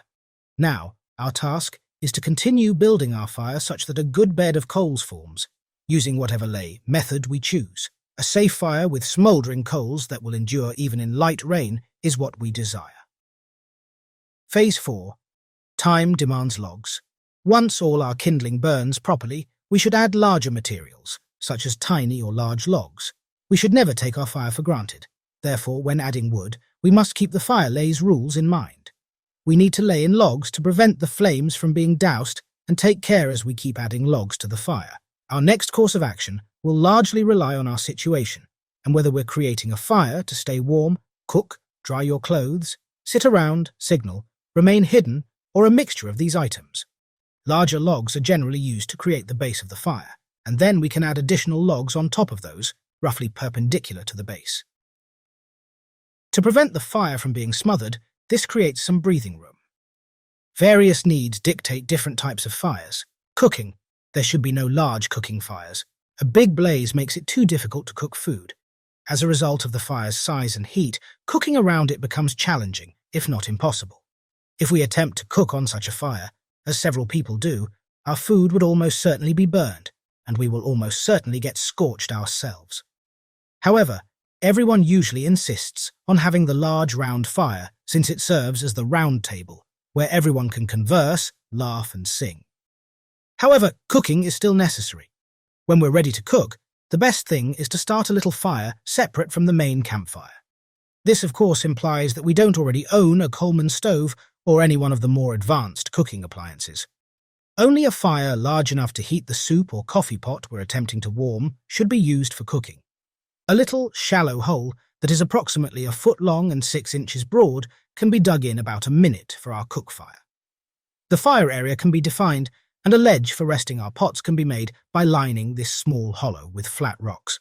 In as little as 10 minutes, one can have a meal ready to cook by the time a fire is kindled in such a pit and is burning steadily. The additional time requirement increases if it rains and everything is moist. Typically, we only need 1 small pot or pan, sometimes 2, to prepare a meal on a camping trip. For instance, we need roughly 20 minutes of solid flames to cook rice. We should research the foods that take the least amount of cooking from a planning standpoint. For most freeze-dried meals, just hot water is needed. Instant cereals, potato powder, pre-cooked rice, and meals packaged in retort pouches are all excellent camping foods. We can limit the fuel we need to maintain a fire by choosing foods for our camping trip that don't require much cooking or only require little preparation. Dakota Pit. A tunnel that helps the fire get oxygen is dug out of the Dakota Pit, which is created by digging a hole that extends vertically into the earth for about 1 foot. We set our pot on top of the hole in the resulting fire. It appears to be a particularly fuel-efficient method of cooking. This can be built quickly and easily if the dirt is not too dense. We should give it a shot at least once to see if we enjoy it. This approach is somewhat ineffective in areas where the dirt is tightly compacted.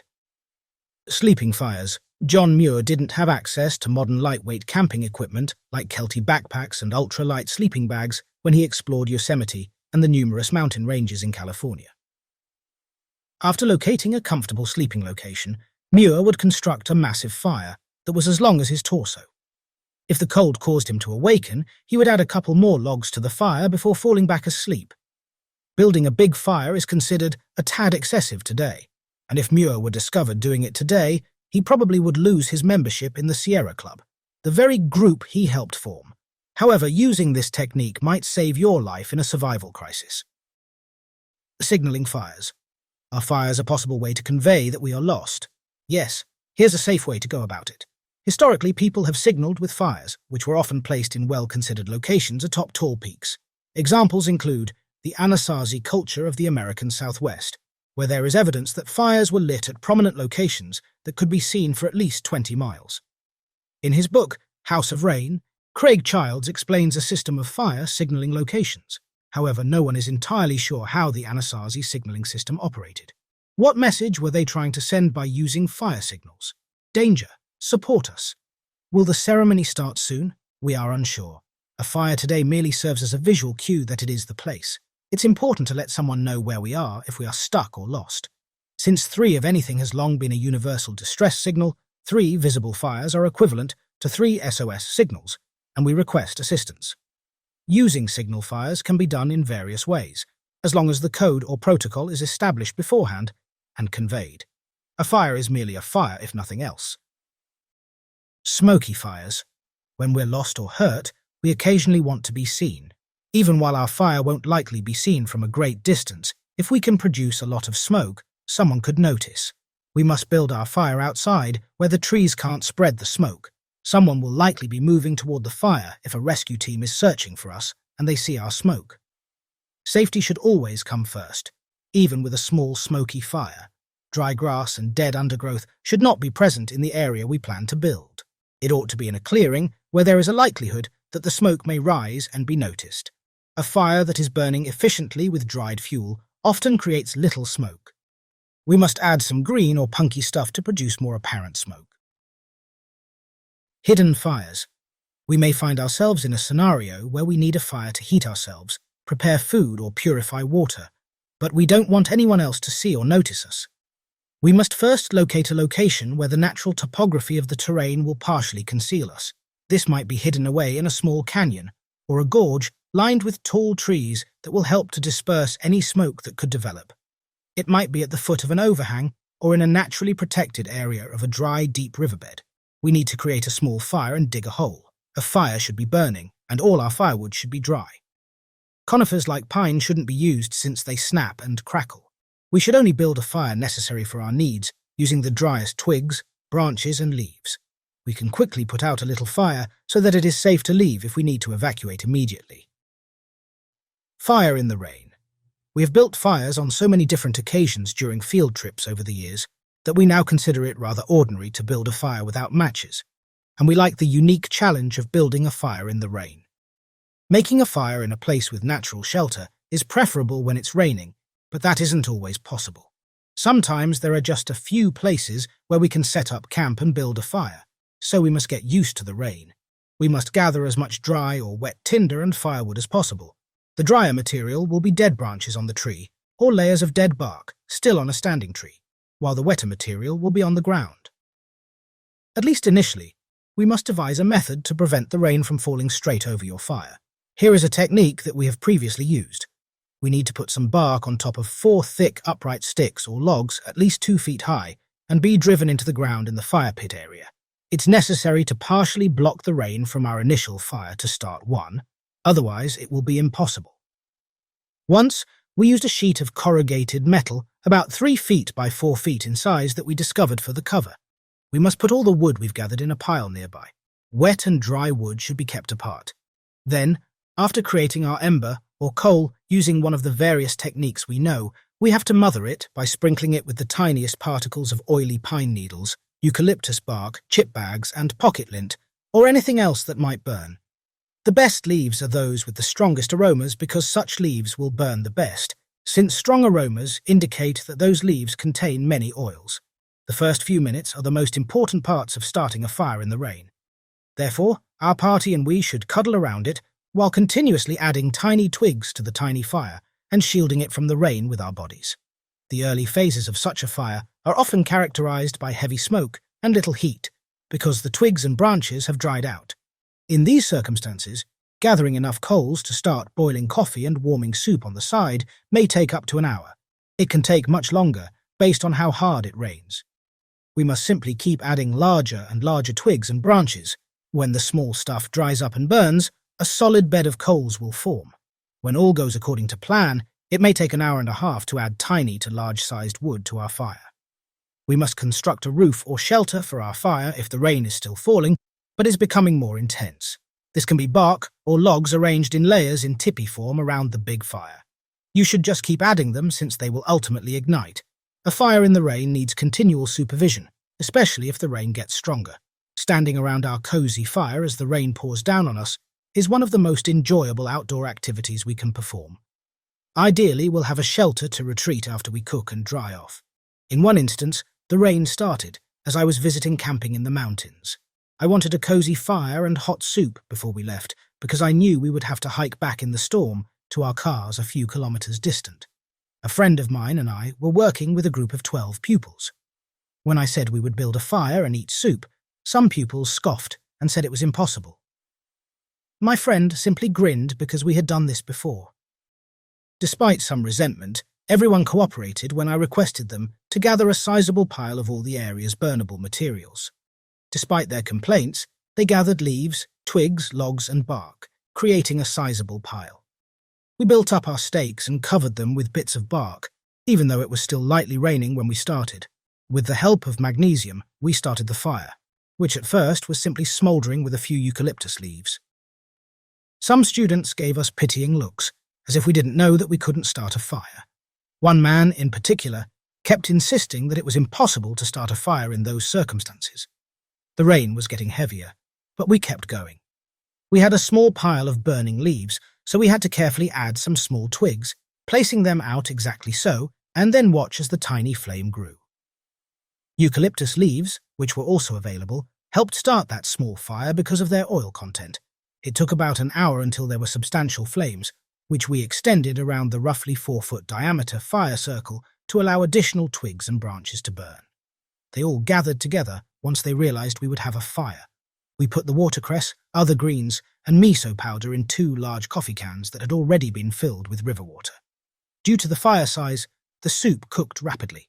The delectable soup from the impossible fire warmed everyone up. Gathering wood. Do we wish to gather our firewood and ideally do so as cheaply as possible, or are we planning to buy it? Constant tree pruning and arborist work necessitate the disposal of the wood produced. They occasionally deal with a woodlot that allows them to sell the product to the customer once it has been cut to size.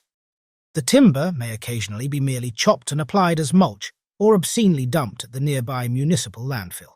We should find some of the arborists in our neighborhood and plan to pick up some of their wood in person or deliver it for one of our greatest options for acquiring free or inexpensive firewood.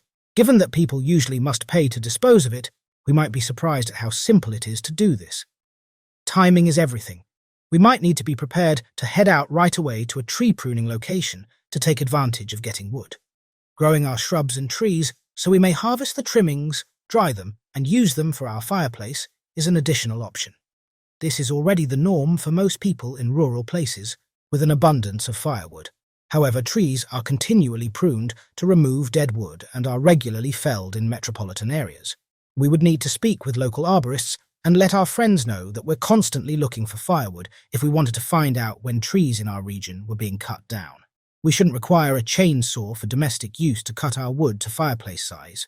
When choosing wood for the first time, we need to exercise discrimination and avoid taking logs that are oddly shaped or too large for us to handle. We must choose logs we can roll onto our truck, then roll back out to our location for splitting and stacking. Selecting wood. Pine and eucalyptus are the 2 trees most frequently planted worldwide and mostly employed in the lumber industry. These trees are commonly planted in the north and used for landscaping purposes. This indicates that the branches of these trees are often clipped and are occasionally free to pick up at city or woodlots. Hardwoods are the greatest choice of wood in terms of quality. When using our fireplace, it's better to stay away from pines, maybe only when lighting the fire. As a result of the oil in them, they burn extremely hot and frequently crack and explode erratically, sending flying, scorching embers. Some of these so-called junk trees spread like weeds, typically have a lower BTU content, and burn up quickly. Elm, ash, and tree of heaven are a few examples of these trees. We must remember that choosing a type of wood is a personal decision that is frequently influenced by your budget and the types of wood readily available in our area. And because any wood can be burned, we should rarely refuse free wood, per our policy. The best wood in the crowd. What kind of wood is best for our fireplace? Various groups have researched over the years to ascertain which woods create the greatest logs for our fireplace. In general, it all boils down to the wood's BTU rating. A fire will burn hotter or for a longer period if it has more BTU. Less BTU indicates we have cheaper wood that will burn up quickly and provide us less heat, which explains why certain wood on the woodlot is relatively inexpensive and other wood, like oak, is highly expensive. BTUs is referred as British Thermal Units, or simply BTU. BTUs are a unit of measurement for the heat energy present in any particular substance. Each pound of firewood contains about the same amount of BTU. The BTU per pound for non-resinous wood ranges from 8,000 to 8,500, whereas the BTU per pound for resinous wood ranges from 8,600 to 9,700. Softwoods with lower BTU per cord than hardwoods with higher BTU per cord also weigh less per cord. Because resins have more BTU per pound than wood fiber, resinous wood has a higher BTU per pound. Chapter 5. The first night we spend outside could be our last in any of the winter nights when we do not have adequate preparation. The cold that chills us to the bones could be freezing us to death unless we have the right shelter and suitable clothing for the occasion. Although it might sound somewhat like a dramatically portrayed reality, we can't deny that winter is not the time to meander out there if our preparation is not satisfactory, or if we find ourselves venturing into an arena and catching ourselves off guard. Mother Nature maintains definite rubrics we ought to admire, and when we tend to prefer devoting time outside any time in the year, we must realize her indications. Dipping temperatures and increasing wind chills tell us the indications to halt whatever we're busy with and search for shelter as quickly as thinkable. Else we'll turn out as one of the innumerable victims of winter's rage. The more excellent time devoted outside, the higher the likelihood of body temperature dropping to dangerous levels. After reaching a specific point, our body turns out to be lethargic, and numbness can overpower us. We might think irrationally and logically due to disorientation and exhaustion, and drifting into sleep is not unusual. When searching shelters for an emergency or survival setting, people tend to perceive circumstances going practically, similar to a post-apocalyptic situation. Even though survival sounds just a word, it just focuses on staying alive, and association with living in the woods is not the strictest requirement. Anyone finding themselves in a scenario where they must search for or build an emergency shelter, whatever location or social status they have, feels unsafe. Faced with a troubling situation, we feel the necessity to come up with or locate a shelter that can aid in maintaining our body's core temperature. Shelter fundamentals. If we want to search for a winter shelter or are planning for construction, which can be a permanent structure, a tent, or an impermanent structure, we should bear in mind the following elementary requirements. 1.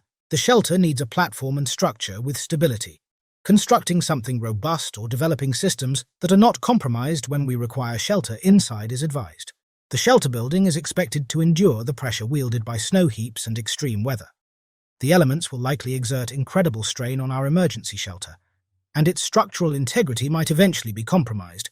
A strong foundation is a must capable of holding the frame built in place, and reinforcement can be made to the structure by employing rope, cordage, wire, and other resources. In challenging instances, like picking a system, such as an abandoned home, we are nonetheless expected to maintain its suitability for staying, since unnoticed physical impairment can lead to the building collapsing without any hint once the snow starts settling on the roof or high winds exerting weight on outside walls. 2. Notwithstanding the shelter's nature, it is supposed to deliver a shield from natural elements and other hazards, as well as providing support from the assault of rain, wind, and snow upsetting our health. It is anticipated that the construction will keep predators, both humans and animals, at bay. We should specify an isolated location and employ building materials from our setting, camouflage methods, and further guarding options. 3. The shelter location must be devoid of natural or artificial hazards. An area without natural perils should get priority for our shelter. To exemplify, setting our tent in a locality with overhanging widowmakers should get a miss. Places with floods, mudslides, avalanches, or the probability of rocks falling should be avoided. When there is the apprehension of human interference leading to jeopardy, our shelter should be able to protect us from gunfire, and concealment needs to be provided as much as possible to evade exposure. 4. The retention of heat and proper insulation is a must for a shelter. This is a crucial feature while looking for shelter from the cold. It does not matter what type of shelter we come up with, ensuring the exterior is insulated adequately with available materials is what we should do.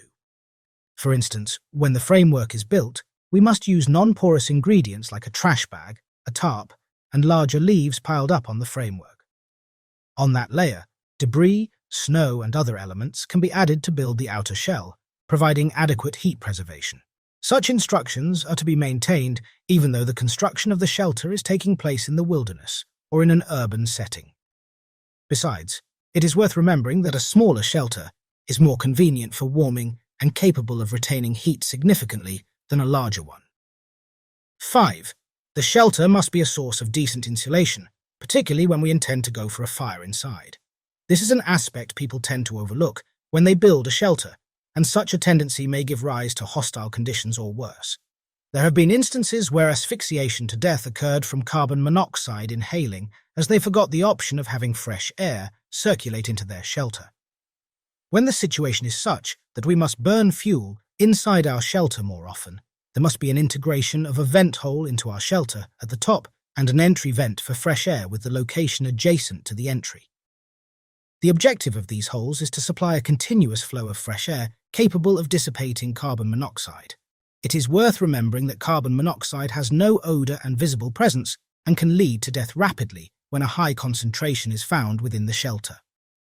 Different sorts of shelter. The recommendation is to keep it simple, employing the least amount of time and struggle. The ground rule is to understand our situation as precisely as possible and construct using available materials. With so many options, debris shelters, lean-tos and snow caves are some of the more manageable emergency shelters to erect in the wilderness.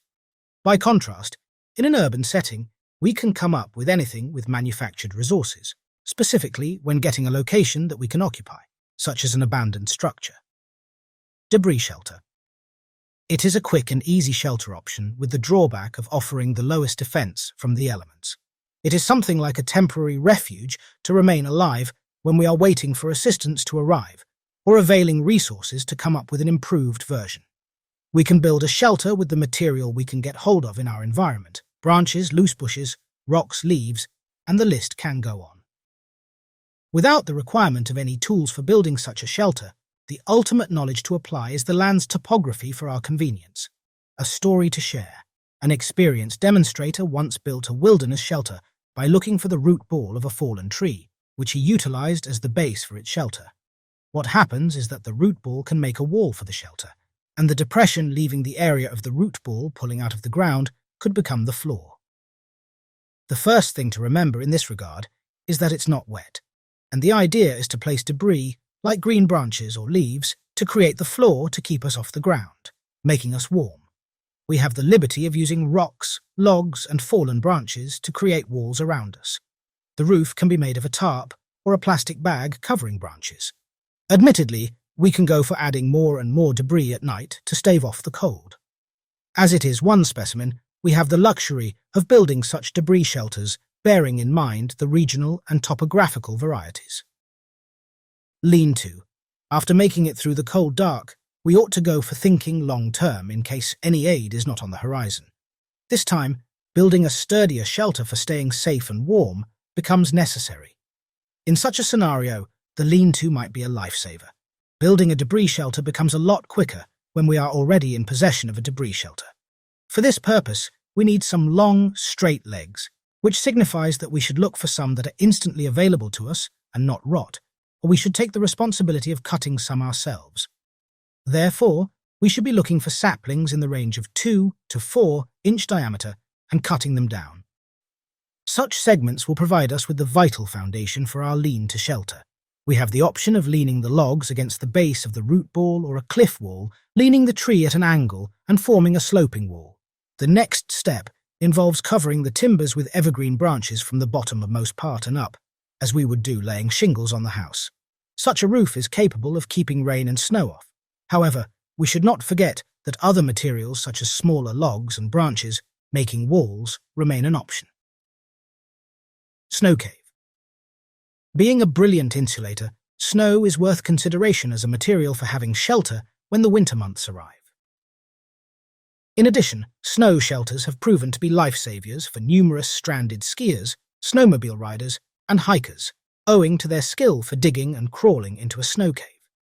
With snow's outstanding insulating characteristics, the snow cave can remain warm, utilizing a small heat source. Sometimes our body heat can maintain a makeshift shelter, providing warmth. If we are concerned about the feasibility, we can go for building a snow cave conveniently anywhere, provided snowfall is adequate and the snow is sufficiently dense. We should remember that more cool air tends to sink to the ground, necessitating the entrance tunnel of the snow cave to be raised a bit. When it's done, cold air finds it challenging to make the entry inside the cave. Therefore, it is better to dig a sleeping corner on the side of the snow cave wall, and it's essential to have the elevation higher than the floor. Dealing with well-compacted snow, The right approach dictates that we have around 1 foot of snow for having a solid roof overhead. But when finding ourselves in less consolidated snow, the requirement is a minimum of 2 feet. After finishing the erection of the snow cave, we should not be oblivious of poking an air vent through the ceiling to ensure comfortable air intake. An air vent is obligatory when planning to use fire to keep the snow cave heated up. In addition, it's worth remembering that we are responsible for clearing the vent hole regularly when snowfall becomes frequent. Creating a long-term survival shelter and surviving in it. Virtually all seasoned survivalists, preppers, and adventurers are aware that for surviving in the middle of nowhere, there is hardly any alternative to constructing a long-term survival shelter. In the absence of a shelter, our likelihood of surviving and returning to the civilized world diminishes drastically, as extreme heat, cold, and the threat of wild animal attacks remain a greater possibility. So, questions arise as to what are the things that are required for erecting a long-term survival shelter. There could be other queries like the duration of building such a shelter, packing materials, and tools for facilitating the process. Is the right idea or not? Yes, like every systematic approach, we must resort to exploration and fact-checking to build the right long-term survival shelter. A long-term survival shelter. Its nature. If survival has 3 indispensable elements, shelter tops the chart. A shelter protects us from inclement weather, wild animals, and wildfires while keeping us warm, dry, and comfortable. To be honest, having the right shelter makes all the difference between remaining alive and dead in a survival contest. Although there could be a temptation to set up an immediate shelter when it's not offering protection from the rain, wind, heat, and other weather elements, it is tantamount to pouring our resources, time and energy, down the gutter. Usually, a long-term survival shelter is forged to remain in it for over a month. If created accurately, a long-term shelter is robust enough to endure all weather elements, ensuring warmth, dryness, and safety. Setting up a long-term survival shelter. The following steps should be convenient enough for following to build a long-term survival shelter. 1. Finding a fitting location for our shelter. Caution should be exercised when we need to choose a location to establish our long-term survival shelter. The area will determine the length of our shelter serving us and the probability of inhabiting our long-term survival shelter in the daytime, and resting and sleeping calmly at night. The following issues should be in consideration in case we have to pick a location for our long-term shelter. Immediacy to water. Water becomes the most critical part when survival is in mind. Without water, our odds of survival dip radically. Due to this, when we want to build our long-term survival shelter, we must ascertain the availability of water sources in proximity. It is expected that one should take a stroll to the place of water effortlessly, since we need to conserve our energy when dealing with the survival question. But unfortunately, we just can't allocate all the power to make a trip to the water source. Thus, it's perfect for building our shelter within 200 feet of the water source. How much exposé are we to the environmental elements? Our level of contact with the weather, as well as ecological components, becomes a determinant when choosing locations for our shelter. Our survival will be shortened if our shelter is located in an area with significant exposure to the outside environment and weather. Therefore, we must do a neighborhood assessment before choosing a location for our shelter, to ensure that we won't risk our existence by building our long-term shelter in a dubious location. It is essential to consider the direction of the wind. Depending on the position and orientation of our shelter, the wind may bring water and smoke inside, or worse, it may cool down the interior and waste our efforts to keep it warm. Being close to a water source would never be a good choice because the water level could rise and eventually engulf our shelter. We should abandon the plan if we intend to build our shelter behind a pile of loose rocks, at the bottom of a cliff, or on a hill. These areas are ripe for dangerous outcomes, such as the propensity for mudslides or rock slides, and we can find ourselves trapped under the mountain of rubble. Additionally, flash floods with strong rainfall upstream tend to occur on lower floors, overflowing rivers and damaging their banks. Avoiding slick, muddy, and uneven terrain is essential. We are similarly in danger if we build a long-term shelter beneath a dead tree. Broken tree limbs, which might cause unexpected deaths, are likely to fall on us and are also very likely to hit the shelter. We need to avoid taking cover beneath a big tree, whether it is alive or dead. Because of ice buildup or significant snowfall, heavyweight limbs might collapse and crash in severe winds. It is highly advisable to search the area for signs of wildlife. It might be beneficial to walk about the area to learn what kinds of animals reside there or nearby. Finding animal bones or graze marks on the trees might improve knowledge. When it is found that wild animals frequently enter the region, it is advisable to stay away from using the place as a shelter. The immediacy of fuel sources. Keeping warm is essential for our existence, much as keeping hydrated. The shelter must be built close to fuel sources as a result. Spending as little effort as possible and as little time traveling or walking far distances to get fuel for burning are how we intend to get the fire going. Consequently, our fuel supplies must be close to our permanent refuge. On flat ground, close to all the vital supplies we need, is the best place to build our long-term survival bunker. Trench construction or bottom flattening are options if the level ground is unavailable. 2. Determining our necessities. It's important to assess our situation and decide on the type of shelter we want to construct once we've gotten used to a new place. We must first consider how many people would live in the shelter. Another issue is how much time will be allocated to building our long-term survival shelter. Next, we must be aware of the area's typical temperature and current weather conditions. The location of the fire must then be decided. Will it be outside or within our shelter? Finally, we must make an educated guess on how long the shelter will likely be used. Building a good shelter construction will be difficult without knowing the answers to these questions. These factors do not affect the presence of a short-term shelter, but we must consider them when building a permanent long-term survival shelter. If these issues are not addressed, there is a risk of being exposed to various complications. Our bodies are susceptible to hypothermia and dehydration when we are careless. 3. Choosing the design for our long-term survival shelter. Unlike contemporary homes, long-term survival shelters come in various styles. Various formats can satisfy a range of needs and are endowed with individualistic qualities that may be advantageous in other contexts.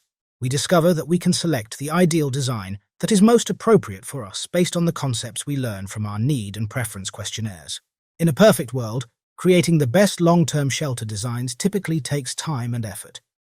Having a look at the finest survival shelters for long-term stay. Something for leaning. Many people favor the lean-to shelter for long-term shelter designs since they are straightforward, simple, and require less energy to build. For building our structure, 1. Our responsibility is to find 2 sturdy, thick, long poles that will serve as the foundation and set them around 6 to 8 feet from one another. 2. We must attach the branch over the 2 poles in such a way as to create a reverse U-shaped frame by finding a thick piece of wood, having a rope, and doing so. 3. Branches need to be gathered and arranged across the frame. Then they need to be angled 45-degree angle from the bottom and rope secured between them. 4. We must line the walls with branches and fill the spaces with a jumble of extra thick leaves, stems, poles, garbage, and plants. 5. It's time to cover the ground with a sleeping pad or many leaves to keep dry. Lean shelter designs are simpler to build but only offer conventional one-sided wind and rain protection. A disadvantage of this type of shelter is that it cannot keep heat in and loses effectiveness as the wind direction changes. Sheltering in a cave made from snow. A snow cave is the best place to take cover when we're nearly submerged in snow. However, the problem in such constructions is that if the roof were to collapse or the oxygen supply was inadequate, a person may end up buried alive. Therefore, using deep, solid snow to construct a safer snow cave is necessary. For coming up with the setup, the best way to make a tunnel is to bury snow in the sides. 1. To build a platform for testing, we should excavate continuously, and the excavation site must be level and flat. 2. To provide ventilation, we must drill a 6-inch hole in the roof. Something called quinsy snow is used to building such a shelter. Even though it's not particularly difficult to build, it has an igloo-like shape. If we're going to build a quinsy, 1. To smooth the outdoors, we must first gather a large amount of snow. 2. To produce a space to unwind, we must carefully dig up the mass to form a tunnel-like entry. 3. Because thicker constructions tend to be sturdier and provide better insulation, we need to be careful of the thickness of our walls. 4. The shelter's roof could be made into a 6-inch diameter opening for ventilation when necessary. 5.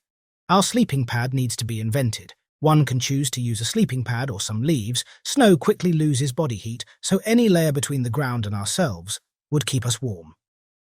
Then comes teepee to typify our shelter. Due to its design, a teepee demands extra time to go for.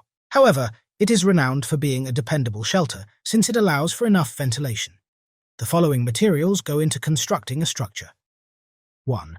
The tops of 3 tall, steady beams should be tied together. 2. To build the wall, we must arrange little sticks on the sustaining beams. 3. To stop water from entering the shelter, we need to fill the openings with leaves, branches, and other plants. 4. If the environment is warm, it is essential to leave the top open to allow heat to escape from the top. However, sealing the top is the best course of action to stop water from entering through the opening when it's chilly outside. Tarp accommodation. When building long-term survival shelters, tarps are quite cost-effective. We should pack them first while going camping, according to some.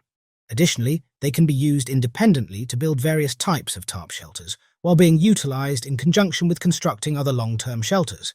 Tarp shelters offer protection from heat and rain. We have the pleasure of supplying layers of leaves and moss for our tarp to offer additional insulation. Ramadas are a great shelter in hot, sunny environments because they provide shade. The shelter's flat, non-waterproof top is intended only to block off the sun's rays. Creating a ramada entails 1. Erect 4 sturdy long poles in a square or rectangle shape less. 2. We must find 4 additional poles and fasten them to the tops of the 4 upright poles to build a square or rectangle. 3. We need to use thinner branches to cover the shelter's top. 4. For even better defense against the sun's heat, we need to cover the roof with leaves, branches, and shrubs. Some approaches to making the durable survival shelter, providing comfort. Our long-term shelter offers various tools and features that add to their comfort. These accoutrements include 1. Adding a fireplace. We have the option of starting a fire inside our shelter to provide warmth. However, it turns out that some long-term covers are inappropriate for flames. Therefore, vigilance must be used. The shelter must be adequately ventilated when using fire as a heat source. The shelter must also be tall enough to keep the flames from spreading to the roof. Fresh or moist vegetation will reduce the risk of catching fire if roofs are covered with it. We have the option to start a fire outside the shelter. If starting a fire inside proves to be challenging or dangerous, we should take care when starting a fire close to our shelter to prevent fire dangers. 2. Conducting appropriate maintenance. Regardless of the shelter's sturdy, monthly maintenance checks should be carried out. The shelter typically suffers from the effects of various weather elements regularly, degrading the construction. The timber construction must be regularly inspected, the roof coverings, and even the sleeping area, and any necessary repairs must be made. When it's time to hop on the bed, regular maintenance will ensure that we are not taken by surprise. Provisioning our shelter for a longer stay. We must prepare by keeping supplies of necessities on hand when a longer stay is the plan. Among them are adequate water, food. Preference is given to foods that can be consumed immediately, such as canned vegetables, meats, fruits, dry cereals, nuts, dried fruits, grains, canned juices, and anything else that just needs a small quantity of water to prepare. Sweaters, rain gear, caps, and hiking boots are just a few examples of the various seasonal outfits. Tools for gathering food through fishing and hunting. Tools include hammers, axes, ropes, shovels, screwdrivers, nails, and nails. These are beneficial for both home building and repairs. Items of personal hygiene. A blanket and sleeping bag. First aid kit, heavy-duty gloves, a flashlight, cups, plates, and feeding supplies, matchboxes. Some questions popping out now and then. How can one heat survival shelter in the absence of an indoor fire? The answer to this rather challenging question is heating rocks. We can gather and put stones in the fire for a few hours. Then, after digging holes in the shelter, the stones can be comfortably placed inside them. Heating rocks can provide sufficient warmth to the shelter during the night. Learning to construct shelter for any survival condition when summer's knocking at the door, many individuals will find the temptation difficult to resist of throwing themselves into the great outdoors in the form of a day hike or a weekend camping expedition. However, before venturing out, one must step out of their comfort zone, leaving the four-person tent and trying to build a suitable shelter with the items around in a calamity setting. It shouldn't be a strenuous undertaking since, facing adversity, we have the liberty of retreating into our tent and venturing the next night again. The summer camping months are the best source for honing our survival shelter skills. Nevertheless, it's worth remembering that in a critical situation, we can't expect the convenience of opting out at what time of year it is. Practicing the construction of survival shelters year-round is the best idea when we live in a four-season climate where summer and winter are radically dissimilar. The reason for learning to build a survival shelter. Food, water, and shelter comprise the vital components of survival. The shelter can protect us from the elements and wildlife while keeping us warm or dry. Getting the right kind of shelter makes the difference between being alive and dead in a survival situation. Regardless of our conditions, we expect to fix an appropriate survival shelter for the remainder of our stay in the wilderness. Chapter 6. Water and Food. When our water supply reaches a dangerous level of dryness and food storage is depleted rapidly, we don't have the luxury of panicking in the wild. It is worth remembering that our knowledge about foraging and water purification will be handy. We should use opportunities to obtain the resources to keep our bodies healthy and operational. In this segment, we will have an introduction to several effective strategies for food and water collection, which will enable us to survive in situations when supermarkets are not an option to avail. 6 strategies to track game animals. Hunting provides a huge amount of food in a survival situation. However, as game animals would not give us a pleasant visit to our camp, we ought to hunt them down. Therefore, it will be advantageous if we can track their movement.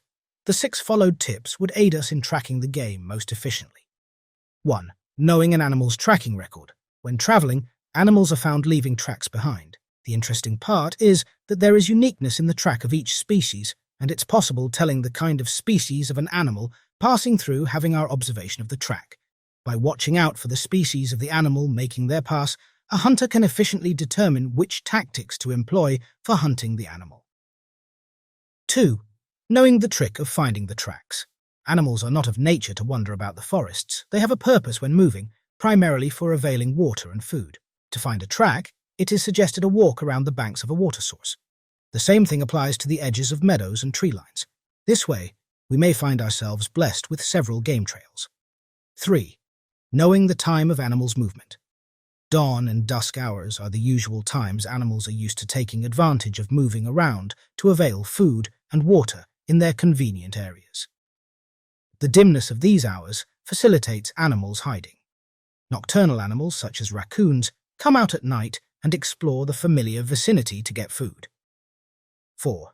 Knowing the techniques of reading an animal's spoor. Rabbit spoor has a resemblance to tiny, dark jelly beans. The raccoon spoor has similarities to the small bear spoor.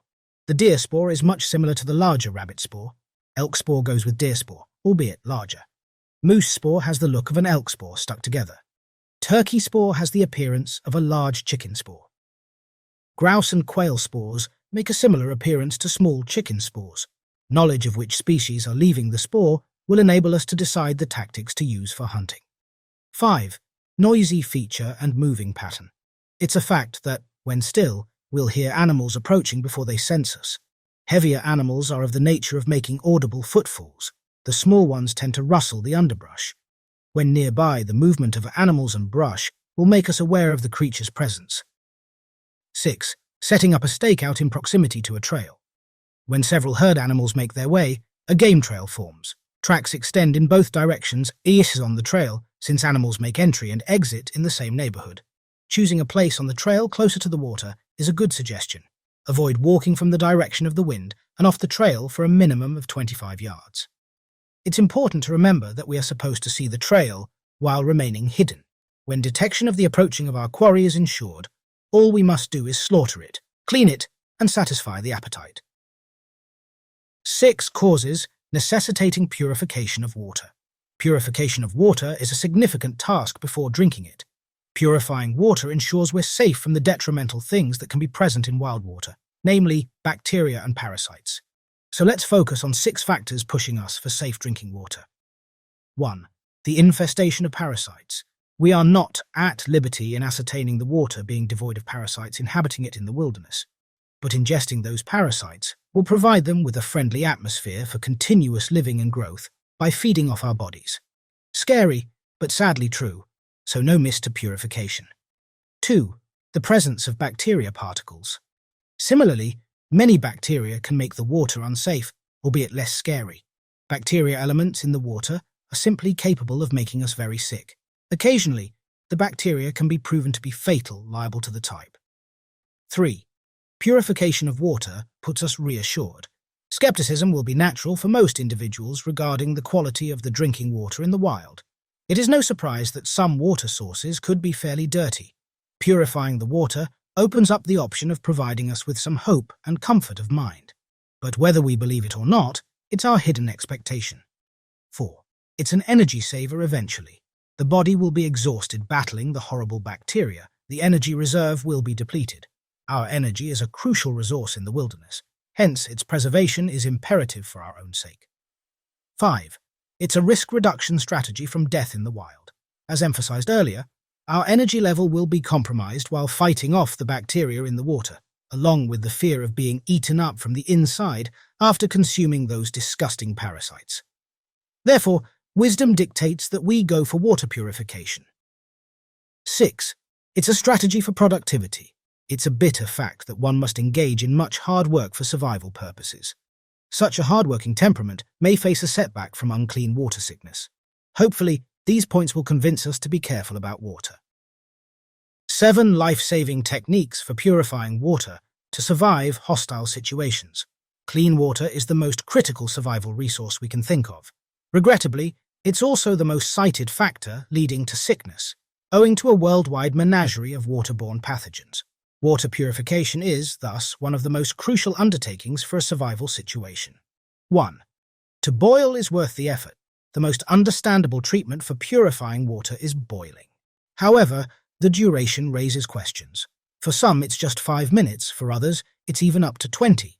Hence, going for 20 seems wiser to clear off doubts.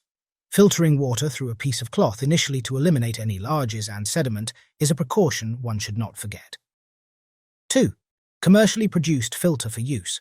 Although numerous portable commercial filters overwhelm the market, they may sometimes remain beyond our affordability. However, budget versions built into water bottles are no longer a fantasy for the last few years. These are the perfect filters for serving the purpose. 3. Earthen filter well. When the privilege of a store-bought filter is not within reach, we can always come up with our own with the things available. We are at the convenience of using the ground itself by digging a hole around 2 feet from a water source for use as a well. While this will not ensure getting rid of any microscopic bacteria, a lot of the stuff will be filtered out, things we are not interested in investing in. 4. Making water filter of our own. We can go for making our water filter from a cone made of bark, with a preference for a birch tree. Then, tying the cone with string and filling it with sand, charcoal, or grass, we should go for passing the raw water through. While it's not perfect, it's still a decent option. 5. Purifying water through tablets. Water purifying tablets containing iodine or chlorine perform the function of purifying water after dissolution. 1 tablet is capable of purifying 5 gallons, 25 litres, typically. But the point to be noted, the taste may not be palatable to everyone. 6. Purifying water with liquids. Our advanced world technology has enabled us to use water purification liquids with commercial availability, mainly for larger quantities of water. A 250 ml bottle can treat up to 125 gallons, or 625 litres at a time. 7. Purifying through ultraviolet rays. Portable water purification has become much easier thanks to the Steripon technology, capable of killing pathogens with UV light. Taking only around 90 seconds to purify a litre, such a device, running on batteries, is compact and convenient to operate. In most of the survival encounters, yet with a complete timeline, natural resources prove themselves as the most efficient since tablets and batteries will see to their stock being finished, and filters have a specific validity. 7 strategies of deviousness catching fish without a pole.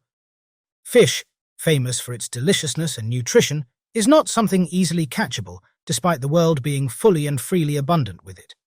Asking any fisherman would provide us with the reason, which is why successful catches have a place in folklore. So the tricky question is, If fish is such difficult items to avail, with all the right gear, how can we expect to catch them through nothing? 1. Let's improvise hook and line. If primitive people could make hooks from anything available to them, we are capable of doing the same. A paper clip, safety pin, sewing needle, or sturdy thorn belongs to the candidate list for a functional hook. The line can be fabricated from thread pulled from clothing, shoelaces, or any befittingly strong fibrous plant material. 2. Let's fish with a spear. Barbed fishing spears are a possibility for fabrication from branches, especially forked branches from trees with thorns and bushes. A forked spear is a suggested design with barbs that would point backward so that a fish can be snared more effectively. Another alternative is lashing a knife to a pole or sharpening the stick. 3. Let's tickle the fish. Fish tickling is a method when the fin fisherman pulls the fish from the water with a manual approach. Entangled with much difficulty, it heavily depends on the extreme level of patience to allow the fish to feel comfortable with our submerged hands. There is a trade-off, though, as we must endure cold, and we don't know how much.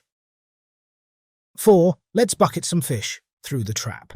Another ingenious method of tickling is the bucket trap, utilizing a bucket instead of a bare hand. The ploy here is that the fisherman has the bucket submerged, allowing time for the fish to gain acquaintance with the whole situation. Eventually, there will be one getting within the grip so easily. 5. Why not corner the fish with a net or cloth? When we have more than one pair of hands with a usable net or large sheet, we can trawl a body of water to corner the fish to be had at our leisure. Such a method definitely depends on having an appropriate sight. 6. Let's bail the fish out. Bailing is, admittedly, a labor-intensive technique where the water is removed from a pool or pond using a bucket or any other vessel, eventually leaving the fish with no water to hang on. 7. Trapping the fish through the trap. Having less effectiveness in the long run, this technique of fishing is applicable in tidal streams or rivers with strong currents. Such walled enclosures push help in drifting in, but afterward, they struggle with the current to get out. Then, when the job is finished, the fisherman must wait as they have the liberty to take the fish when he wishes. 7 stages for making seawater safer for drinking. On a journey on the coast or an ocean expedition, people find potable water challenging in an emergency. When extremeness in weather patterns becomes more frequent, it is obligatory for us learning the technique of making seawater safe for drinking. Let's explore the steps carefully to ensure our survival by having safe water. 1. Preparation. We should never forget to carry a larger plastic bag and a water container when traveling close to the ocean. 2. Finding or cutting 5 branches. Among these branches, 3 orts are 50% of the height of the plastic bag. One of the branches must be green with the ability to make a hoop almost the diameter of the open bag. What about the last branch? That needs to be green with the ability to forge a hoop half the diameter of the first hoop. 3. Making hoops. Bending the more long green branch into a circle, measuring the inner diameter of the opened bag, and tying it in place would suffice. Repeating the process with the smaller green branch, ascertaining it to be half the diameter of the first hoop, will do the job. 4. Building frame. The next step should find the remaining branches sliced equally long, around half as high as our open bag. To secure the branches, shoestrings or cordage should be employed at equally distanced spaces around the diameter of the large hoop. Using the same technique, tying the other ends of the branches to the small hoop will be good enough. 5. Building a seawater distillation mechanism. Placing the large diameter hoop into the bag is critical for resting on the bottom. We must put our water container in the middle of the large hoop. We must put a new rock into the water container to keep it in position. A seawater distiller has these functional segments. 6. Placing seawater into a bag. We must use a practical approach for carrying seawater to our distiller, for example, a shirt as a bag. Finding a bottle or a can on the shore will likely bag with seawater. It is critical to ascertain that the seawater has no entry into the water container. Knotting the top of the bag locked and pushing it down through the smaller hoop will help it point down into the water container. Next, we need to put a rock into this indentation so the plastic remains in place. 7. The functional nature. We must put the distiller in a position to be exposed to the sun. The seawater will steadily do the heating up and expedite evaporation to leave its salt and minerals like sediment, which will find no means of escaping through the plastic bag. Fresh water would be condensed on the plastic and drip down into the water container. 6 strategies when we need to throw sticks and rocks for feeding. Hunting is arguably the most critical skill for survival. When survival was at stake, a Native American's preference in producing a weapon was not in devising a bow and arrows. Instead, it was to pick up rocks and build a throwing stick. We must employ these steps for making a throwing stick, selecting throwing stones, and becoming punctilious with them. 1. Finding the right kind of throwing stick. A throwing stick is formed from hardwood, has a balance set on its weight forward, and takes shape with a downward curve leaning to its forward end. The most effective throwing sticks are obtained from medium-diameter tree branches growing upward from the trunk. A portion of the branch has the growth on the out from the trunk to curve upward to continue its climb. Sawing needs to be done on this branch that meets the trunk. Measuring needs to be taken for the length of our forearm, with fingers extending from the end of the branch, where we sawed it from the tree and saw it to size. Then using a knife, we can go for whittling a grip in the smaller end. 2. Tempering the throwing stick. It is time we put the knife into action to remove the bark from our stick. Then let's go for building a fire for making coals. When enough coals are ensured, we need to go for spreading them out the length of the stick and suspending the stick over the length of the coals, rotating every so often. When the stick is dried, tempering is assumed to be done and prepared for action. 3. Utilizing the throwing stick. Doing so is essentially holding the stick in our dominant hand and placing our non-dominant foot forward. Raising the stick over the head, we need to shift our weight forward and snap our stick hand in a straight line to let go of the stick at the right instant toward the target. Rocks are projected in the same fashion. It's worth remembering that there's hardly any alternative to perfect for such skills. 4. Hurling rocks. Compared to the time stick requires to be made, throwing rocks is a much more quickly obtainable weapon and will provide better service. Such rocks can be availed in a stream bed. We must go for picking up rocks as large as the palm of our hand that have gone through the polishing process by water to provide a smooth shine. The service quality will be dependent on the roundness of the rock. The choice of stone should be marble, flint, agate, obsidian, or basalt. Rocks having smoothness and hardness will suffice. 5. Aiming with the rocks and sticks. Rocks and sticks are brilliant weaponries for taking small game. However, we must go for the mid-body on birds and the head or shoulder region for smaller animals, mainly the mammalian species. 6. To hunt like a pro. It's crucial to know our active range with the rocks and sticks. Stalking within a distance of our game, we need to hurl the weapon at hand. 6 approaches for locating water in a survival challenge. Even though maximum individuals are familiar with the threats of extreme heat or cold, numerous individuals are not as acquainted with the risks ensued by dehydration. Consequently, spotting fresh, potable water sources in a survival situation is of principal significance. 1. Looking for water in valleys and depressions. Since water always runs downhill, the landscape finds it here to be the lowest elevation compared to the adjacent territory. Subsequently, to find water in the wilderness, look for it in valleys, depressions, and low-lying expanses are the best options. 2. Looking for water in areas with shade. When stuck in an arid or semi-arid setting, we should look for water in shaded zones, like draws and canyons, where the sun does not have the option of evaporating it as rapidly as in direct sunshine. 3. Digging a shallow well. If it is the case that we are on a coastal plain or saltwater island, we can remind ourselves that rainfall frequently is found to accumulates. It is a fact that it floats above the salt water in the soil, opening a gateway to survival. Often, going a dig for a shallow well can be a provider of fresh water. 4. Following the birds. Various bird species depend on grains as their exclusive feeding means and tend to do much throughout the morning and fly to a water source in the afternoon before returning to their abode. Hence, if we follow these bird species, we can land in a water zone. 5. Avoiding drinking water that is not from a stream. Even if we locate a source of fresh water, extreme caution should be exercised about drinking still or stagnant water because of the likelihood of containing microbial contaminants such as Giardia. 6. Processing the stagnant water. When left with either still or stagnant water for drinking purposes, we are bound to filter such water, treat it by chemical means, or boil it before drinking it. Subsequently, tablets for purifying water, water filters of many types, and numerous desalination filters exist to enable us to consume safe water from even the most unholy sources. 6 principles for finding wild foods seasonally.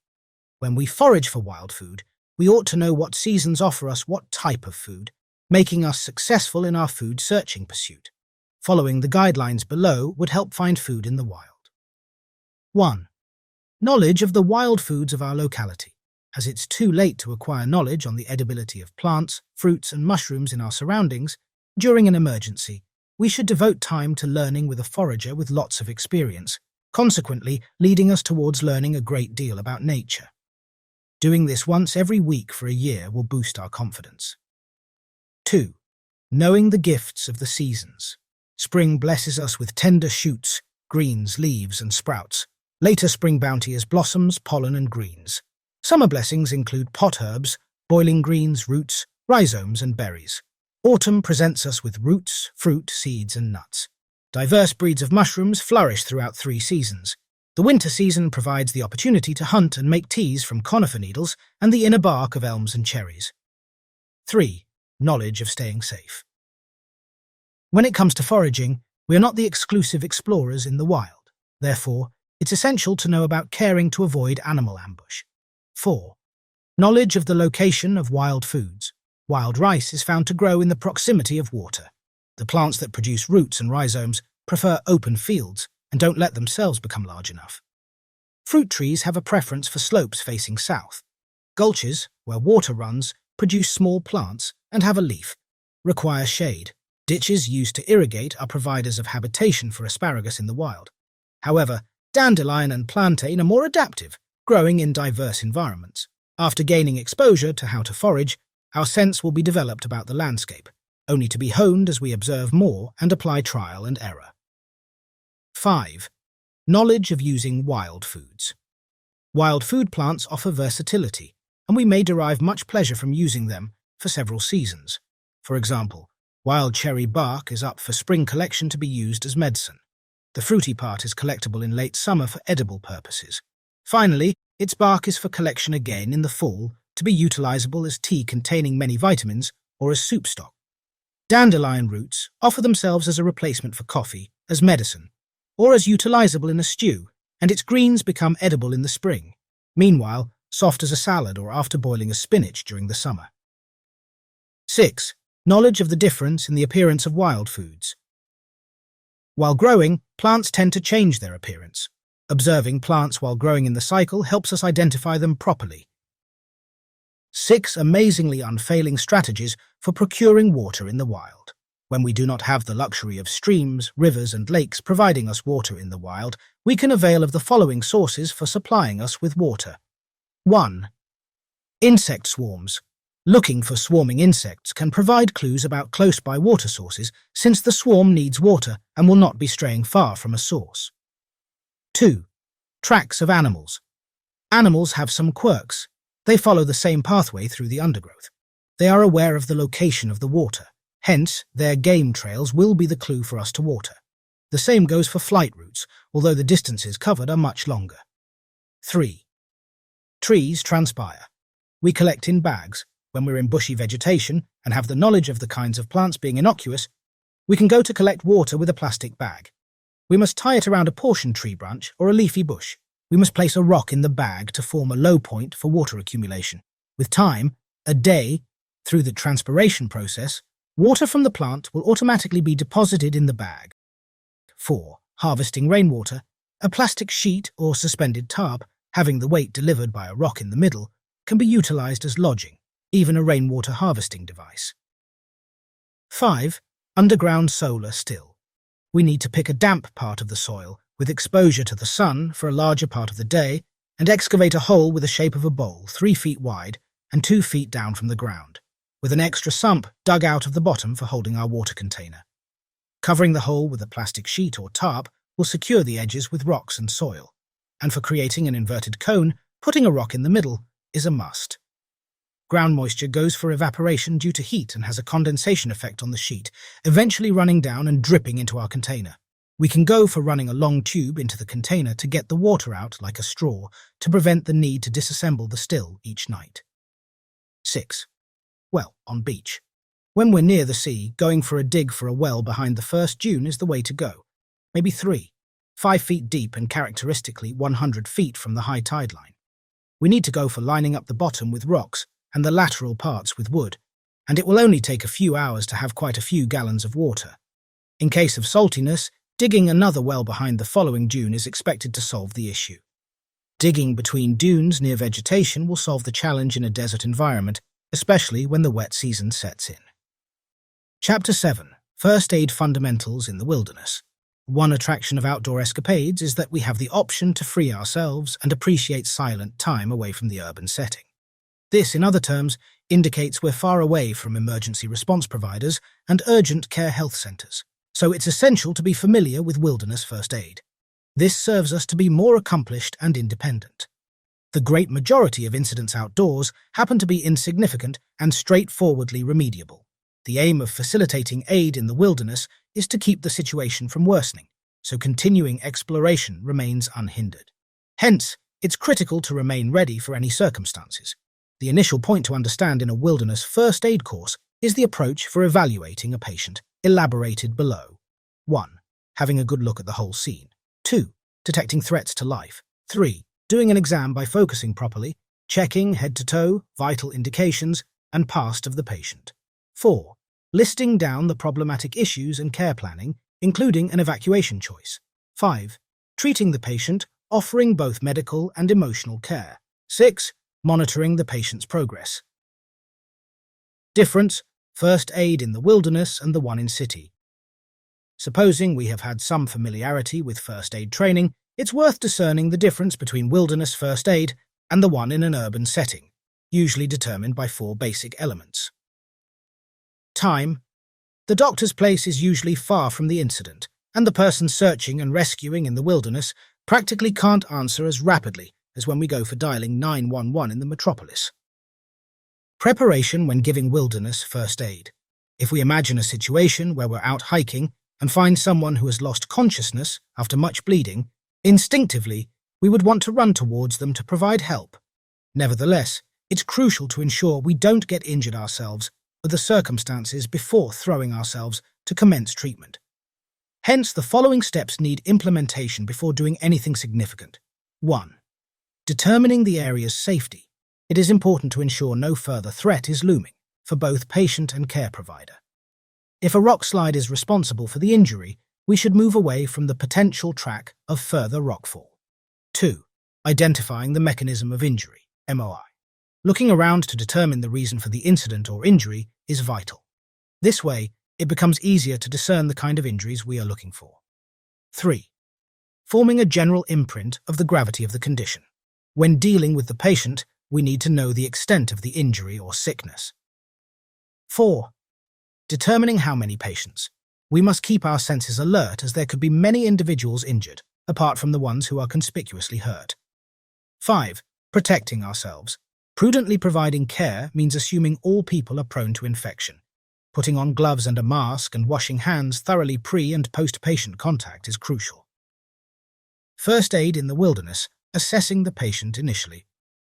After determining the safety of beginning the patient's treatment, the immediate action should be to identify any imminent risks to the patient. Before starting an initial examination of the threat to life, we should focus on 2 rapid steps. 1. Obtaining permission for treatment, provided the person has consciousness. Asking the person to provide help is important. When the answer is in the affirmative, we have to proceed with asking their name, symptoms, and details of the incident. 2. Establishing a responsive channel. Attempting to wake the patient when not responding is crucial. When there is any likelihood of a spine injury, it is important to cautiously put our hands firmly on either side of the person's head and ensure the patient remains motionless. The life threat exam will then start. This test is referred to as an ABCDE exam, and it uses the following mnemonic to help us recall the steps. 1. Checking the airway by looking inside the mouth for blockages. 2. Checking for breathing. We have to pay particular attention to the chest and listen, and feel for evidence of breathing. 3. We need to check for a pulse and any significant wounds that are bleeding.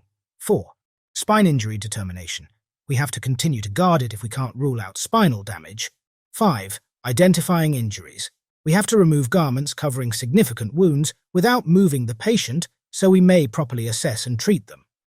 Our initial assessment at the scene will determine whether we initially check for major bleeding or respiratory problems, A and B. We must first review and revitalize it if we believe there is a significant wound. We must take quick action if a life-threatening ailment is discovered during the ABCDE exam. These could entail clearing airway obstructions, performing CPR, or applying pressure directly to severe bleeding. We can start a more comprehensive examination after the patient is no longer in immediate danger. First aid in the wilderness, secondary patient evaluation.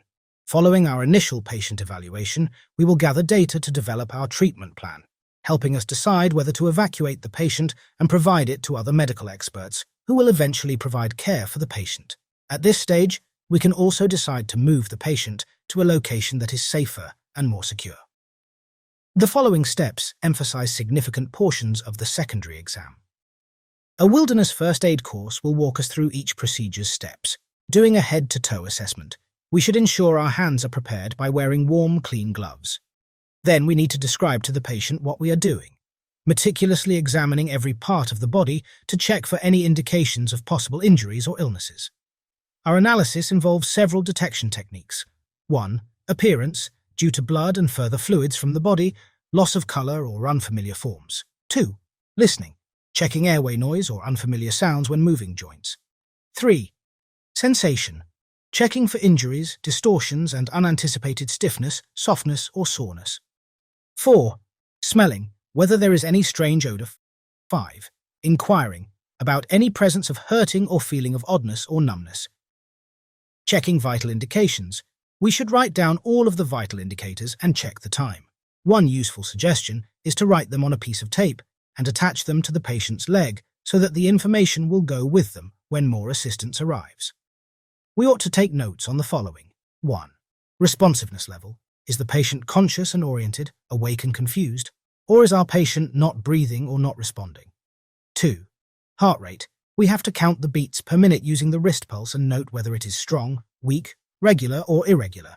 3. We need to check the patient's respiration rate and note whether or not the breathing is easy or difficult. 4. Skin indicators. We should pay attention to skin tone, warmth, and wetness. A nice spot to look for color is inside the lower lip or on the inside of the lower eye. We need to determine whether it's pink or light. Is the rest of their skin chilly and damp or warm and dry? If possible, we must take a thermometer reading of the patient's body temperature. We need to perform a patient history by asking questions to gather the information that will be useful for our evaluation and therapy. For instance, we might discover that our patient neglected to take crucial medications or drank insufficient water on a hot day. To cover the crucial subjects, we have to inquire from them regarding the following. 1. Main grievance. The following inquiries. Which issue is most important to us? When did it first begin? What causes it to improve or decline? What location is it in? How bad is it? 2. Roughly, how long have they been bothering the patient? 3. Symptoms. We need to inquire about the patient's primary complaint and any secondary conditions or worries they may have. 4. Are there any significant allergies? Food and medicine are frequent examples. Need to inquire about bees. What reactions do the patient's allergies cause? 5. Medication. We have to obtain as much information as possible on prescription and over-the-counter medications. 6. Relevant medical background. Need to learn whether they have any ailments that call them to visit a doctor for treatment. 7. When was the last time we drank or ate, and how much pee or bowel motion did we make? 8. We need to inquire about the event's cause and the circumstances that led up to it. Wilderness preliminary action. Coming up with a treatment strategy, we should make a treatment plan, considering all the data we have gathered, and we need to include any potential issues. Then, we must muster our goal while keeping a careful eye on the patient's health and ensuring they are as comfortable as possible. Treating medical problems. Depending on the kind of illness and its seriousness, we might be able to cure our patients and let the two of us carry on with our wilderness explorations. We can learn about a range of medical conditions and how to treat them by taking a wilderness first aid course including head and spine injuries, shock, injuries to the skin, including burns, blisters, and wounds, bone and soft tissue injuries, heat stroke and heat exhaustion, frostbite and hypothermia, altitude sickness, lightning-related injuries, signs of chest pain, shortness of breath, and altered mental condition, allergies to snakes, scorpions, and insects. Every time a situation becomes bad, we must determine whether to evacuate and how, by helicopter, on the backs of rescuers, or by the patient marching out on our own and us. This is a difficult choice that depends on various factors, including the patient's condition, our location's remoteness, the availability of rescue assistance, and specific symptoms. Wilderness first aid tips. We have to have someone assist the examiner by noting observations and vital signs. If at all possible, we need to have someone of the same gender do the head-to-toe examination. Assign other duties, such as preparing camp or boiling water for refreshments, so that the patient feels like care is organized and all rescuers have a part to play. Make every effort to keep the patient tidy, warm, and at ease. Things like shelter, food, and general nursing care will be crucial to sustaining patient well-being while we await assistance. Fluids are more crucial than meals. We must avoid caffeinated and sweetened beverages. We need to provide emotional support and empathy.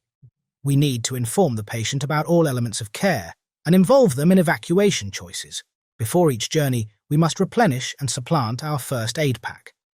We need to contemplate a bigger tube of antibiotic balm or more dressing ingredients amid further belongings. Wilderness first aid basics. Wilderness first aid refers to the knowledge and abilities required to manage illnesses, injuries, and emergencies away from modern facilities. Such skills include knowing how to treat a burn, a bite, or a limb weakened by injury. These are essential skills that might save our lives or the lives of other outdoor enthusiasts. We should learn more to prepare for our forthcoming hike or backpacking trip. Getting ready for first aid and wilderness basics. The most important component of wilderness first aid is the capacity for appropriate preparation. A fully equipped travel first aid kit will ensure that we have all we need if a hiking companion or we need assistance. Backcountry first aid kits frequently include tweezers, bandages, bite or sting cream, disinfectants, and Benadryl. Before setting off on a journey, it's crucial to inventory our first aid box, so we have time to replenish any depleted supplies. Simple first aid learning options. Having a basic understanding of first aid and life support is invaluable in any situation. Still, it might mean the difference between life and death for those living in the wilderness. Fortunately, we may learn the information and abilities required to help individuals in various circumstances by attending first aid classes.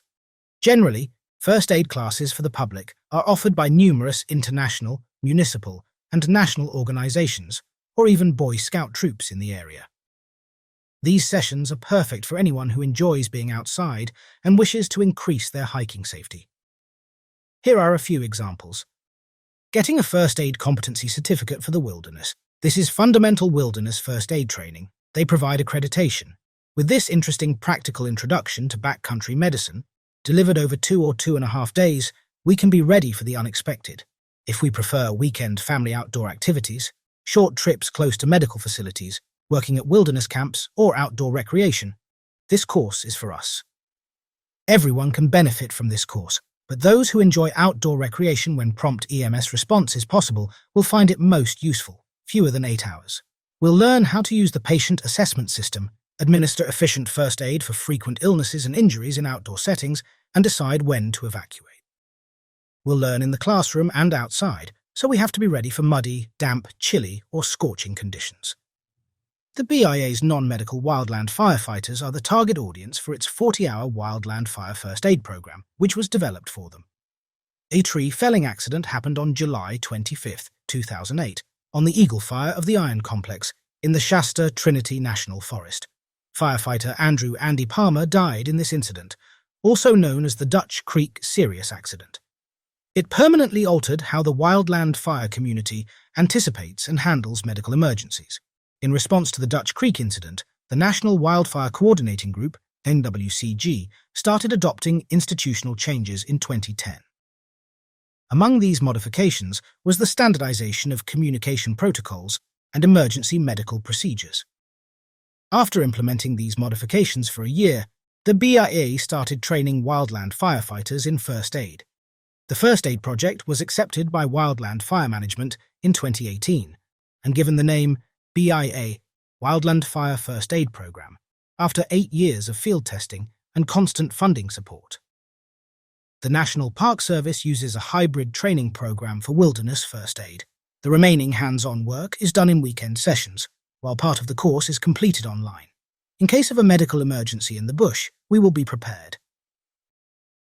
Regardless of accident or disease, wilderness treatment fundamentals should deal with some fundamental issues that traditional first aid lessons frequently ignore before applying bandages, dressings, splints, and sutures.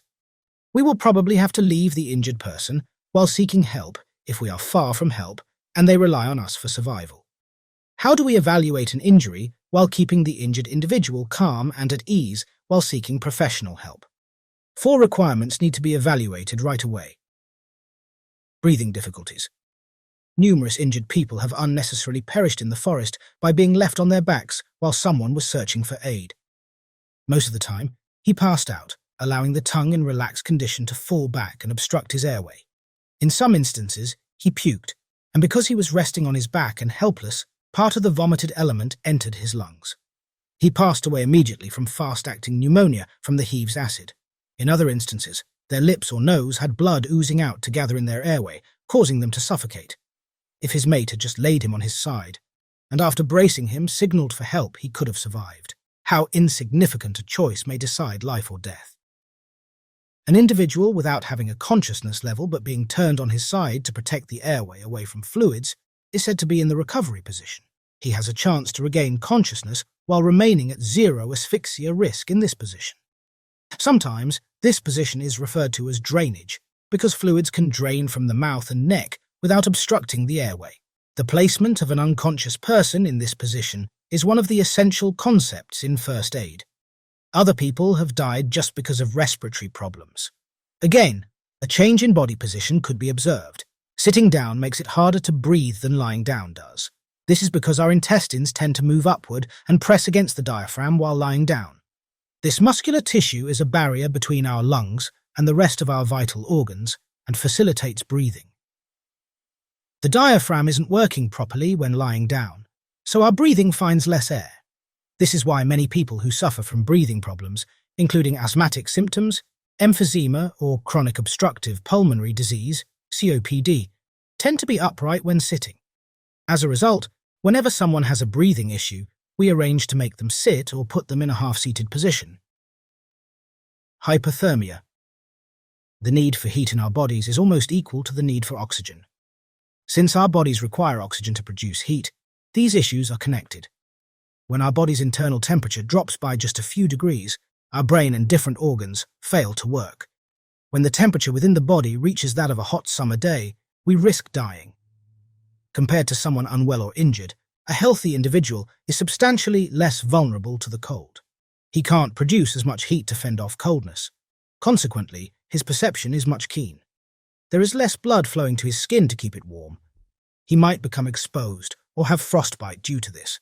In warmer climates, the ability to maintain body heat is thought to be a crucial part of first aid. We can easily visualize the importance of it in the northern wilderness. Even in the summer, the north is hardly ever hot. During the rest of the calendar months, it is often very frigid. Once it is established that the casualty's life is not in danger, protecting them from future exposure to cold becomes of the utmost importance. Typically, all that is necessary is to provide the victim with enough protection, such as a bag for sleeping, a blanket, or additional clothing. But we must also remember to add anything below. Body heat is substantially dissipated to the ground, while snow or dirt moisture seeps in quite rapidly. The victim will continue to feel particular sensitivity to coldness, even obtaining first aid later. It is quite easy for him to get frostbite while enclosed in a big sleeping bag when he is carried on an open sled or a vehicle of a similar type. When the weather is bad, we must, in every stance, go at great length to provide the victim warmth and dryness, and we must watch out for the signs of being exposed to hypothermia. A simple story is used to highlight the importance of this. 5 men were skiing in the Alps when they faced bad weather. A group member got down with gastroenteritis, in other words, the stomach bug, while they set up camp.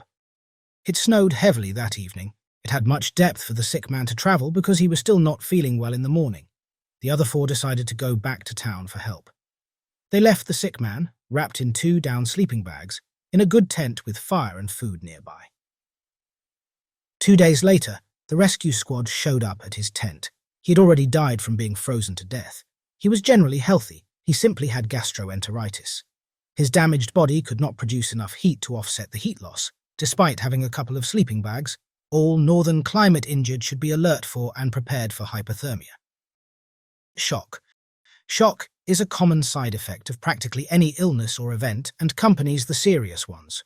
Shock happens when the organ's oxygen flow is diminished due to inadequate organ perfusion. It is essential to acknowledge this. We must understand the mechanism of the circulatory system. The heart is indeed a pump. Via the veins and arteries, functioning like flexible hoses, blood is injected into and removed from every body part. Large arteries that carry blood originating from the cardiac chambers are found nearby. They usually branch out and get smaller with time. The outer ends of the branches finally become thin enough to enable some blood to enter the inner walls. These blood vessels then carry nutrients and oxygen to the body's cells. The food, as well as oxygen, are burned by the cells to keep them healthy and produce the heat they need to survive. When blood leaves cells, it carries waste products back into the tiniest veins, where they are then transported into the veins with the biggest girth and finally directly into the heart. Even if the blood is almost done traveling around the body, it must stop before starting its next voyage. The lungs are where the heart pumps blood only to return it to the heart. The lungs find each red blood cell taking in oxygen as a fresh supply, and the waste gases that the blood had accumulated in the cells, mainly carbon dioxide, are discharged. Then, as it returns to the body, the heart pumps it to the cells again via the arteries. The most important part of this intricate process is getting oxygen and nutrients to the cells. Cells start to die if this is halted for even a brief period. The entire body will quickly expire if the dying cells are in the vital organs, especially the brain, kidneys, or heart. Shock symptoms appear when organs do not have adequate oxygen to function correctly. What then surprises?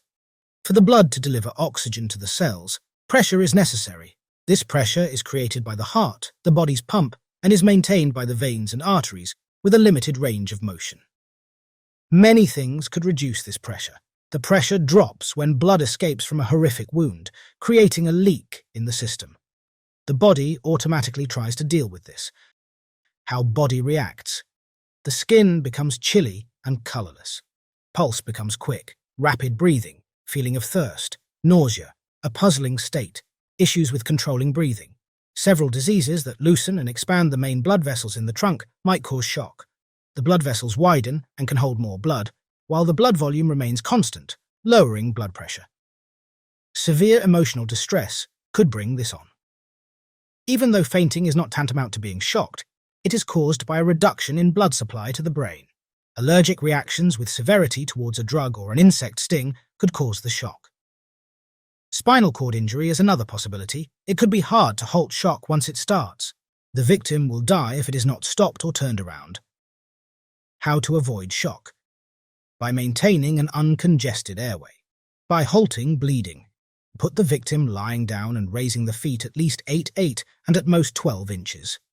By keeping the victim warm and abstaining from any rash approach to deal with them. By reducing any discomfort whatsoever. By encouraging the victim to face the obstacles with courage. The main problem is a lack of oxygen reaching the cells. Thus, we need to ascertain whether the victim can breathe as effectively as possible. If blood pressure is at the lower end, it becomes a contributing issue. Thus, make sure that no additional blood is lost. Raising the legs quickens the heart's return of blood. Because the skin is more prone to cold-related injuries because blood flow is reduced, it is especially crucial to keep the person warm. Strong handling exacerbates shock. Similarly, certain substances have also been shown to curb blood pressure, thereby, most obviously, increasing the casualty's prospects for survival. What can cause dehydration? Insufficient hydration, heavy sweating, evaporation resulting from breathing, frequently urinate, remain down with diarrhea and vomit. Due to the cold, extremely dry air of the north, particularly in the winter, a person working hard outside for quite a long time devoid of scope for drinking ought to become severely dehydrated and display signs and symptoms of shock. Dehydration alone, however, rarely poses a serious problem because most people eventually slake their thirst by drinking the required fluids, assuming they can.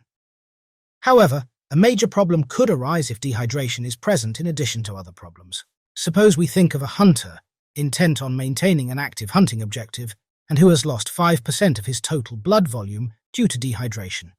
The body will react by reducing blood flow to the skin, much like in shock. As a result, the skin gets colder, which raises the possibility of frostbite. Let's assume that the hunter is injured and begins bleeding. The reduction in blood volume induces shock with a lower level of blood draining out. Suppose we imagine this individual had a chest injury or a respiratory ailment due to the increased viscosity, thicker and stickier, of dehydrated body fluids. In that case, it becomes more challenging for him to cough up accumulated bodily fluids. We should drink more water to compensate for normal water loss during outdoor activities. We should strive to drink frequently even if we don't necessarily feel thirsty. The usual tea stop when traveling is highly healthy in this and other ways, even though tea and coffee fail to benefit compared to plain water because they are diuretics. They make us urinate more. Alcohol consumption is not advised because it contributes to further dehydration. The discomfort felt with a hangover ensues from dehydration. Even though it can briefly quench our hunger, we must remember that to melt, even a small lump of snow inside the mouth needs a huge amount of heat from our body and produces little water. Any water we find will utilize lower body heat while quenching our thirst better than ice water. Most northerners have heard stories about people devoid of water and ensuring survival by ingesting their own urine. If the accounts are true, they most likely survived despite drinking urine, not because of it. Even in small amounts, drinking urine or seawater is not recommended because the salts will trigger our tissues to lose additional water. Water or other common beverages are the most suitable protection for routine dehydration. Dehydration caused by vomiting or diarrhea should be treated with Gatorade. Even soda and sugar with a salt mix is a good alternative. The following signs and symptoms could manifest in every dehydrated person at a somewhat or mild level. Mild dehydration. Thirsty feeling. Dryness in mouth. Not feeling comfortable. Feeling tired. Nausea. Feeling sleepy. Clammy, chilly, and pale skin. Heart beating rapidly. Insufficiency or darkness in urine. Tears difficult to shed. A healthy individual who drinks adequate fluids will produce no less than 1,000 milliliters, equivalent to 4 cups, of urine per 24 hours. If we see that a patient is producing significantly less than usual, there is still grounds for concern whether previously stated symptoms are present or not. Skills to survive. Additionally important are survival skills for outdoor adventurers. If we become lost in the bush, knowing how to tie knots, make shelters, construct fires, fish and forage will all help us survive until help arrives. Flares, fire starters, and signaling tools we might carry in our wilderness kit are also useful. These things can serve as emergency signals and fire starters for hikers, whether or not they intend to light a fire. Many first aid supplies for the wilderness have several uses, but the secret is to be creative and remain composed in an emergency. Healthcare and travel security. Safety of air and water travel. We'll probably go in a tiny plane or boat at some point during our quest due to a place like Alaska, whose size and lack of transportation infrastructure matter. In such a place, hunting-related injuries and fatalities are most frequently caused by aircraft and marine accidents. Before hunting, we must hone our first aid and outdoor survival abilities if we don't already know how to get by for several days in the wild. The choice of our air taxi operator significantly improves aircraft safety. Fire is a potential issue in any aviation crash. Wool does not burn or melt as easily as polypropylene or nylon. We need to make the proper wardrobe selections. We must also keep in mind that in an airplane disaster, the only survival equipment we have may be what is on our backs and in our pockets. If we're at the back of a burning or sinking airliner, no amount of survival gear will help. Survival and first aid techniques. Every hunter should receive training in cardiopulmonary resuscitation and basic wilderness first aid, CPR. Hunters and other outdoor enthusiasts require specialized first aid abilities. First aid in the wilderness may involve challenging conditions, limited supplies, and the requirement to care for the patient for a prolonged period before help arrives. These unique circumstances can turn injuries that might be easily treated in town into life-threatening or trip-ending situations. Attending a wilderness first responder course is among the most acceptable ways to acquire wilderness first aid training. The difficulties of providing first aid in the backcountry are covered in these courses. If left untreated, frostbite, hypothermia, dehydration, infections from cuts, burns, and blisters are all frequent ailments that can put an end to a hunt. It is strongly advised that every member of our group complete CPR and wilderness first responder training. First aid for hunters. It's best to pack our first aid kit in freezer-strength Ziploc-registered trademark bags so we can easily and quickly see what's inside. We might also wish to pack stuff for ourselves and things we require in the specific hunting region. Lastly, we must know that everyone in our group knows how to utilize the first aid supplies. Survival circumstances. The ability to judge whether an illness or injury is severe enough to halt the hunt and transport the patient may be hunters' most crucial first aid ability. You are in a survival situation when anything threatens your life, your partner's life, or both of your lives. An off-road vehicle is breaking down miles from any road, falling out of a boat or raft into icy water, crashing in a bush plane, getting lost, cutting yourself severely with a knife, axe, or chainsaw, or coming face-to-face with a sow, grizzly, and her cubs are a few examples of potential survival scenarios. The key to surviving has the necessary information and training to make the best decisions. People frequently find themselves in survival situations due to poor decision-making and inadequate planning. Poor judgment is exhibited, for instance, when someone acts without considering the effects of their decision. For instance, we might be so eager to seize a sheep or goat that we climb a rock face from which we might not be able to descend safely, much less with a load of meat from a sheep. Other instances of poor judgment include not donning a life jacket when boating, or proceeding to stroll through a thicket of alders on a trail lined with a recent bear sign. We are preparing ourselves physically and mentally. We should take the time to get physically and emotionally ready to survive before venturing off-road. We have a far lower likelihood of ending up in a survival situation if we are properly prepared. Too many survival manuals emphasize long-term survival abilities like building shelters and recognizing low-energy foods like edible plants. Information and instruction on survival for a few nights without assistance until help arrives are more crucial and will prevent us from finding ourselves in a survival crisis. We need to get healthy and physically fit so we can prepare physically. When handling weapons, knives, and other potentially deadly equipment, tired people make physical errors and faults of judgment. Any situation requiring a lot of physical power or stamina is less likely to be survived by people who are out of shape. When it comes to mentally preparing, this entails obtaining high-quality survival equipment, maintaining it in proper working order, and exercising with the equipment. Hence, we are familiar with how to use it. It also entails having the information and abilities to know what to do and what to avoid doing in a given situation. We won't likely ever get lost if we have quality navigational equipment and regularly hone our skills. We can make a fire to be warm and comfortable if we practice making fires in challenging circumstances. We have a better chance of saving our own life or the life of a hunting companion if we know how to stop serious bleeding. Being independent is more crucial when hunting in isolated regions. The further we are from assistance, the more dangerous even minor accidents and injuries become, and the less we can rely on immediate aid or rescue.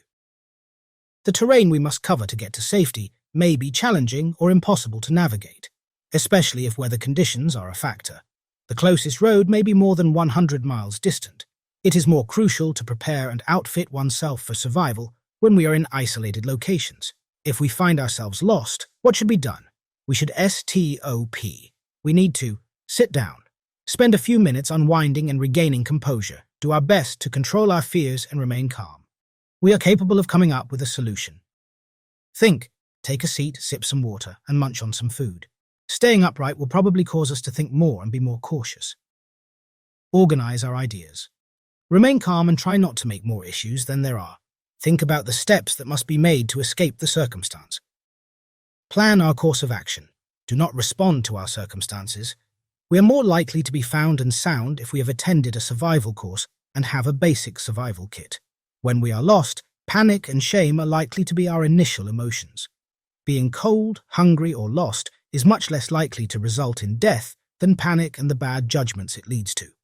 We have to start a fire, cover our heads to prevent heat loss, put on dry clothing, consume items that provide energy rapidly, like candy, drink hot liquids, and avoid drinking alcohol if we feel cold and wet. We ought to maintain our heads covered if we want to stay warm. We need to carry a warm headsock or stocking hat. We also have to bring a heavy-duty 4mm thick garbage bag in a striking color.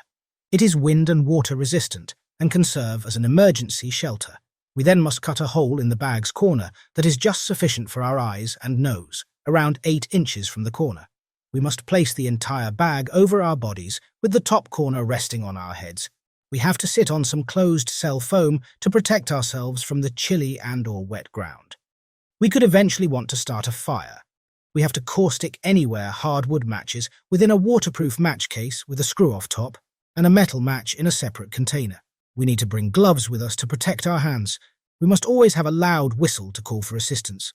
Also, we would need to bring along a signal mirror. We should keep in mind that flares and smoke bombs frequently fail to work, so we can't rely entirely on them. Instead, we need to bring a mirror and 2 mini mag flashlights. We have to use a map and compass as an integral element of our survival equipment, instead of a GPS or a cell phone, due to remoteness and massive mountains in some places. Chapter 8:7 Simplified Techniques for Effectively Signaling for Assistance in the Wilderness. Most individuals frequently overlook the proper way to ask for assistance when things get out of hand because they focus on finding a place to stay, finding food and water, and learning how to ensure survival in the wild. The ability to call for assistance is possibly the most crucial survival skill. The outcome can decide between life and death. We must practice several techniques for attracting the attention of law enforcement or rescue crews in an emergency. If we were to survive a life-threatening circumstance only to pass away because we weren't rescued in time, that would be tragic. Relying on a cell phone or smartphone to call for assistance is a mistake. Perhaps there is no internet access in the bush. In a survival situation, is there still a chance to locate help? We suppose not. This is why developing other abilities can aid us in calling for assistance. Understanding the various signals is insufficient. We should consider the consequences of attempting to notify a passing aircraft without using the proper technique that pilots can understand. We cannot count on assistance. We must therefore be aware of the appropriate signals to use and the methods for communicating them. There are a few guidelines on signaling for assistance in the wilderness to catch attention and ensure a rescue. 1. Making indication employing smoke and fire. Among the most distinguishable indications in the outdoors are smoke and fire. They function best whether we are signaling during the day or at night. This is so that during a rescue mission, rescue planes and crews will know how to recognize smoke and fire signals. A solitary fire, however, is unable to send a signal. We must start 3 fires. We must start by looking for open space. Then, to make a triangle-shaped fire, we will need to create 3 separate fires. We should place each fire at the triangle's 4 corners, roughly 100 feet apart. An international signal for rescue is 3 triangular-shaped fires. Rescuers worldwide are aware knowing this and will act immediately to help us. A different option is to start 3 flames and arrange them in a straight line, each 100 feet apart. One individual might find it irritating to build 3 fires and place them as instructed. We can use the other techniques with 1 big fire in this situation. Remember that the more signals you transmit, the better your chances are of being located by the rescue teams. Fireballs may be challenging to see during the day, especially in the direct sunshine. However, a big cloud of smoke will serve the purpose. Smoke is an effective way to warn of approaching flames, especially when the sky is clear. We should remember that the rule of 3 still holds. 3 triangular-shaped plumes of dense black smoke will draw the attention of the search and rescue team. We should keep in mind that calling for assistance by fire during the rainy season might not be a good idea. However, utilizing smoke in a wet, snowy place or exposed to heavy winds might further reduce our chances of being rescued. We should shoulder caution as it can quickly spread to nearby vegetation and wreak havoc, especially in strong winds. 2. Utilizing a mirror or a surface that reflects. Despite being low-tech, a mirror is just as powerful as fire.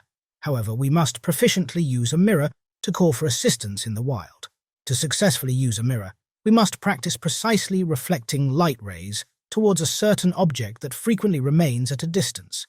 Any mirror will work. However, there are special survival mirrors made to reflect as much light as possible to provide a signal that can be seen clearly. These mirrors typically have sight, which makes it easier for us to aim for our objective. It is possible to aim with a basic mirror, although it can be challenging. We have to place our survival mirror near our eyes to aim simply. We need to hold the other hand in front of us. We must adjust the mirror's angle until we can direct a ray of light to the tip of one of our fingers. This will be our line of sight when we look for a target. The finger will serve as a director. With this, we have to try directing a light ray in the general direction of a passing plane to focus on it. The mirror should be moved up and down and back and forth. A rescue team or the plane's pilot might see the light and head in our direction after seeing it. When we don't have a mirror, we can make a mirror signal from objects like a CD, a belt buckle, or even our watch. Even though these tools might not be as useful as a survival mirror, a sharp eye will be able to identify the moving light and save us. 3. Ways to send an audio signal. Our voice can signal for assistance, especially near an access road or a residential neighborhood. Its ability to cover a large region is constrained, however. Additionally, we have a limited amount of time to shout. We'll need a whistle at this point. We need to blow our whistle 3 times at equal intervals, much like a fire signal. However, the interval gaps may set at around 30 seconds. Each blowing whistle should last approximately 5 seconds. We need to blow the whistle 3 times after a brief wait. This will be interpreted as a plea for assistance by nearby rescuers. Other than screaming and blowing whistles, a loud sound of a gunshot can be used as well. We need just 3 consecutive shots, whistle style, from our gun. If we don't have a gun or a whistle, we can still signal for assistance by striking a dry log 3 times with a stick, spaced 3 seconds apart. Dry logs are known to make loud cracking noises that are audible from a distance of many kilometers. Soon, we will be receiving rescues. 4. Producing ground-to-air indications. We can get by with the help signals we've already discussed. Our odds of surviving do improve as we gain more skills, however. If we are lost in a dense forest or a desert island, creating ground-to-air signals can help. This is because a helicopter will likely offer the rescue option. We must actively look at the sky to use the previously covered techniques. While passive, ground-to-air communications are nevertheless powerful. A useful trick is to locate a sizable open space in the jungle. We should gather whatever we can find, utilizing big rocks and boulders, tree branches, and even clothing. We can use these to compose a lengthy learning message.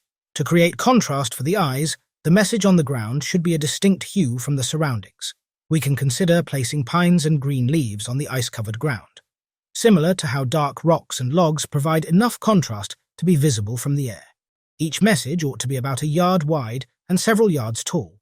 In the outdoors, signals like HELP or SOS are universally recognized as the standard for asking for assistance. The letter X indicates that we require medical attention. In contrast, the letter V denotes a call for assistance. Taking it a step further, making a large arrow that points in our direction. We must also understand the significance of the reactions given by an approaching aircraft. Probably the crew does not get our intended meaning if it circles back to our passive message. We can rest assured that the team has comprehended our message if the plane wiggles its wings. Whatever the reaction, we can now create smoke or start flames to support our claim or situation. 5. A satellite phone is an option too. Since mobile phones could run out of battery life or lose network connectivity, making them unusable, using one of these devices to signal for assistance may not be the best course of action. An alternative in this situation is a satellite phone. A satellite phone routes call via satellites instead of mobile phones, which depend on towers for their network and may experience connectivity issues. Even though owning a satellite phone could be expensive and we might need to buy a prepaid card to connect, it is dependable. 6. Utilizing personal detector beacons. If a satellite phone is out of our price range, a personal locator beacon might be utilized in its place. An emergency position indicator radio is an excellent illustration of a personal locator beacon, EPIR. When an emergency arises, a personal locator beacon uses a powerful GPS beacon to T signals to international satellite search and rescue networks, pinpointing our precise location. To avoid being dissatisfied if we intend to use this item, we must ensure the battery has more capacity. 7. Putting ground markers to use. Using ground markers is the last but certainly not least piece of advice for calling for assistance outside. If we've signaled for help and it hasn't yet arrived, rescue teams may be searching the jungle for us. We need to leave indications on the ground for the search team to find. They should be directed toward us by the marker. Ground markings are crucial when we are required to move while we wait for assistance. Any type of marker may be used. They might be as basic as tying a piece of cloth to tree trunks or as complex as carving a sizable arrow into the ground that points in our way. On duct tape that has been attached to trees, we can also write a brief message. If duct tape is unavailable, we can write messages on the trees directly by writing them with permanent ink. Things we should keep in mind. The rescue will take longer if the incorrect technique is used, such as smoke and fire, on an unfavorable day. We should consider color choice when writing messages on duct tape, clothing, or trees. The wrong color choice could lead to delays, but most likely no one would notice. Before embarking on an adventure, we must ensure we are properly outfitted with the appropriate gear. We should never depend solely on a single approach. We can increase response time by employing several techniques and using them properly. We must ensure that GPS or written statements are clear and substantial when using duct tape or ground markers. Audio signals are conveyed more quickly when looking in the direction of the wind. When other options, such as ground markers, air signals, and voice messages, are not practical at night, satellite phones and personal locator beacons are wonderful options. We should never venture out into the wilderness by ourselves. If our group is large, we can divide it into smaller groups to ensure everyone stays in close contact. Concluding judgment. When the unexpected is about to happen, no one can predict it with absolute certainty. We must learn these survival strategies and understand when each technique is most effective if we don't want to cause any shame. The previously covered suggestions listed above are all crucial. A good signal can come from any one of them. Combining some of these suggestions is the best method to guarantee we receive prompt assistance. Although the techniques are basic and low-tech, they are useful for getting aid when we are lost in the outdoors. We can start by rehearsing them before going on our expedition to learn how to utilize them and when to use them. Chapter 9. Camping Basics. Cleaning up a campsite in the correct method. Cleaning is the pits and everyone despises it. So Barney devised an irritating song to encourage the youngsters to clear up their mess. Unfortunately, cleaning up after oneself is a necessary evil, especially in campgrounds where failing to do so can have several unpleasant effects on the creatures that live there and the subsequent campers. However, we decide to spice up the campsite cleanup, and we must do it correctly. We might want to be like Barney and sing while we clean, or we might prefer to dance while we get to work. What does good campsite cleanup include exactly? What a funny question. 1. Make sure the campfire is doused. For all of us, this one is big. The potential for turning our campsite into a raging inferno would be quite unpleasant, and may result from failing to extinguish our encampment completely. Here's how to keep that from happening. Dousing the coals. We should take our time and move slowly. We need to avoid splattering or generating steamy ash clouds. Stirring the coals. We must verify that the coals and any remaining hot embers are thoroughly submerged in water. Feeling the coals and fire pit. We should not take sight for granted.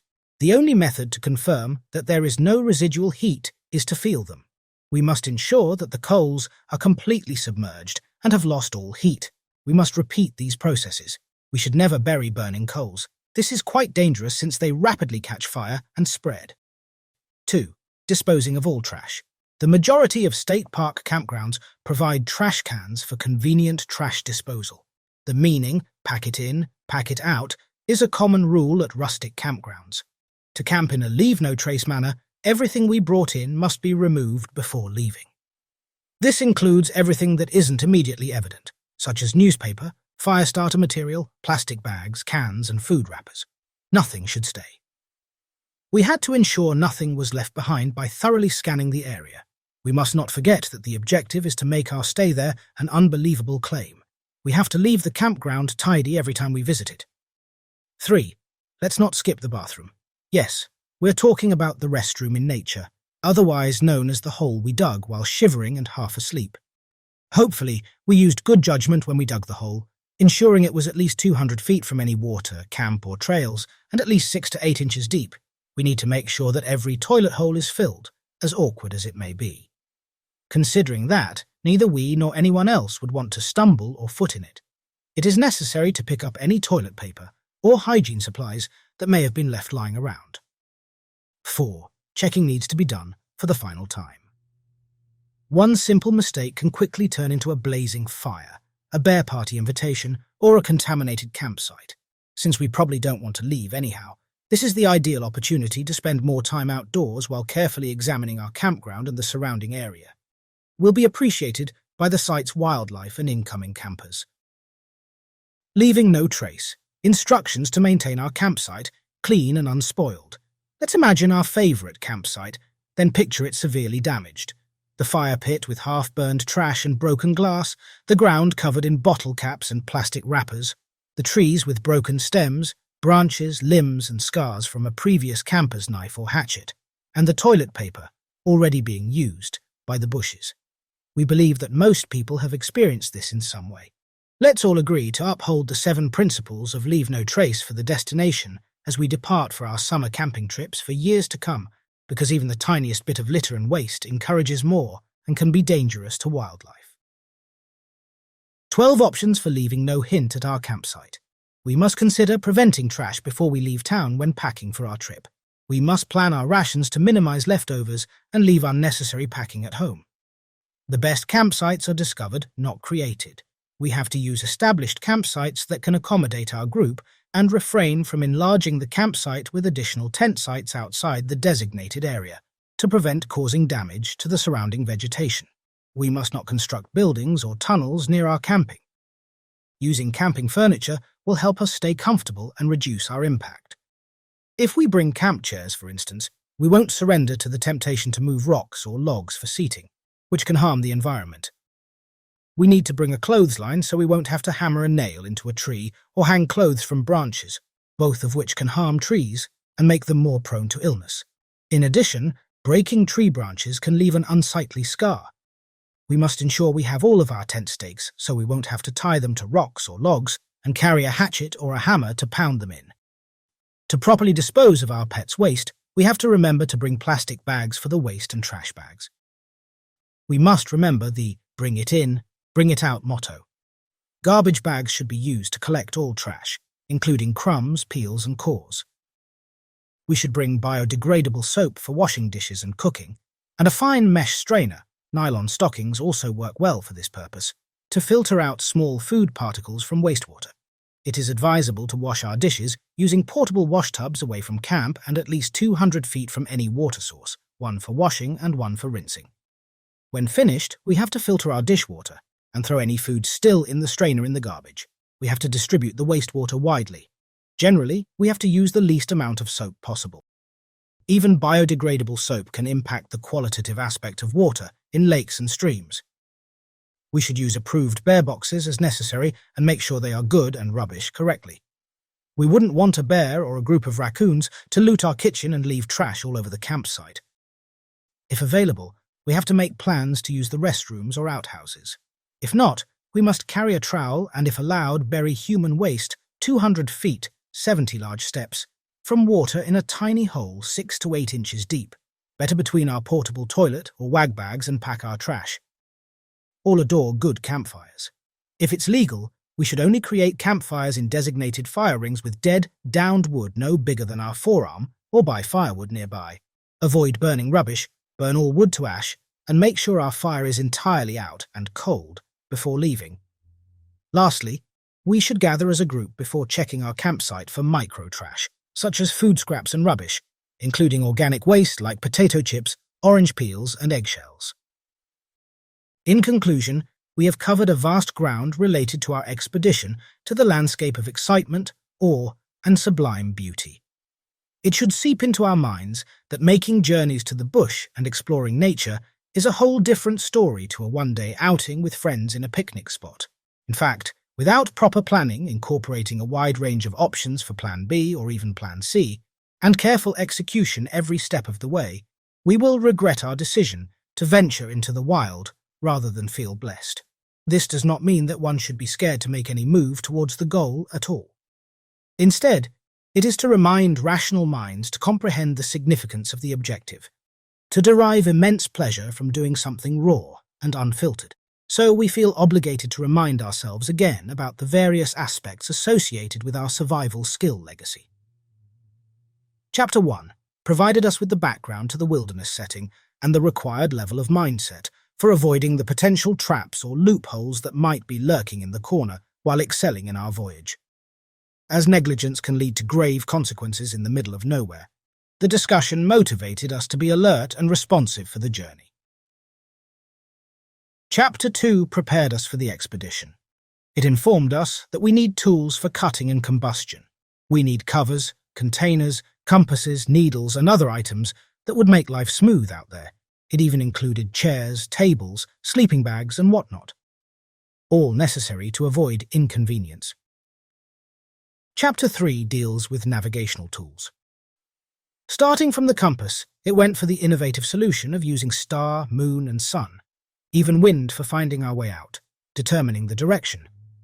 We ought to remember, though, that these nature-based tools will serve our purpose to a certain extent without sophisticated technology. Chapter 4 finds itself dealing with fire.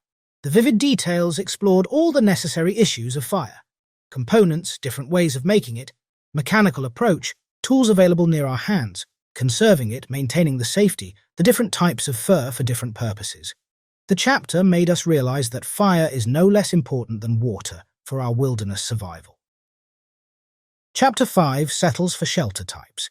Even though it may seem intuitive to feel that there could be not much variety in temporary accommodation out in the wilderness, the reality is that they can be overwhelmingly diverse and mind-boggling. While the skills may seem demanding at first regarding construction, the guidelines outlined in the book would help evade the pitfalls. Chapter 6 focused on the crucial things: food and water. Although the objective is to enjoy the sunshine and starry night out in the open, in reality, we have no substitute for these when we are famished and thirsty after a grueling journey or exploration of the wilderness.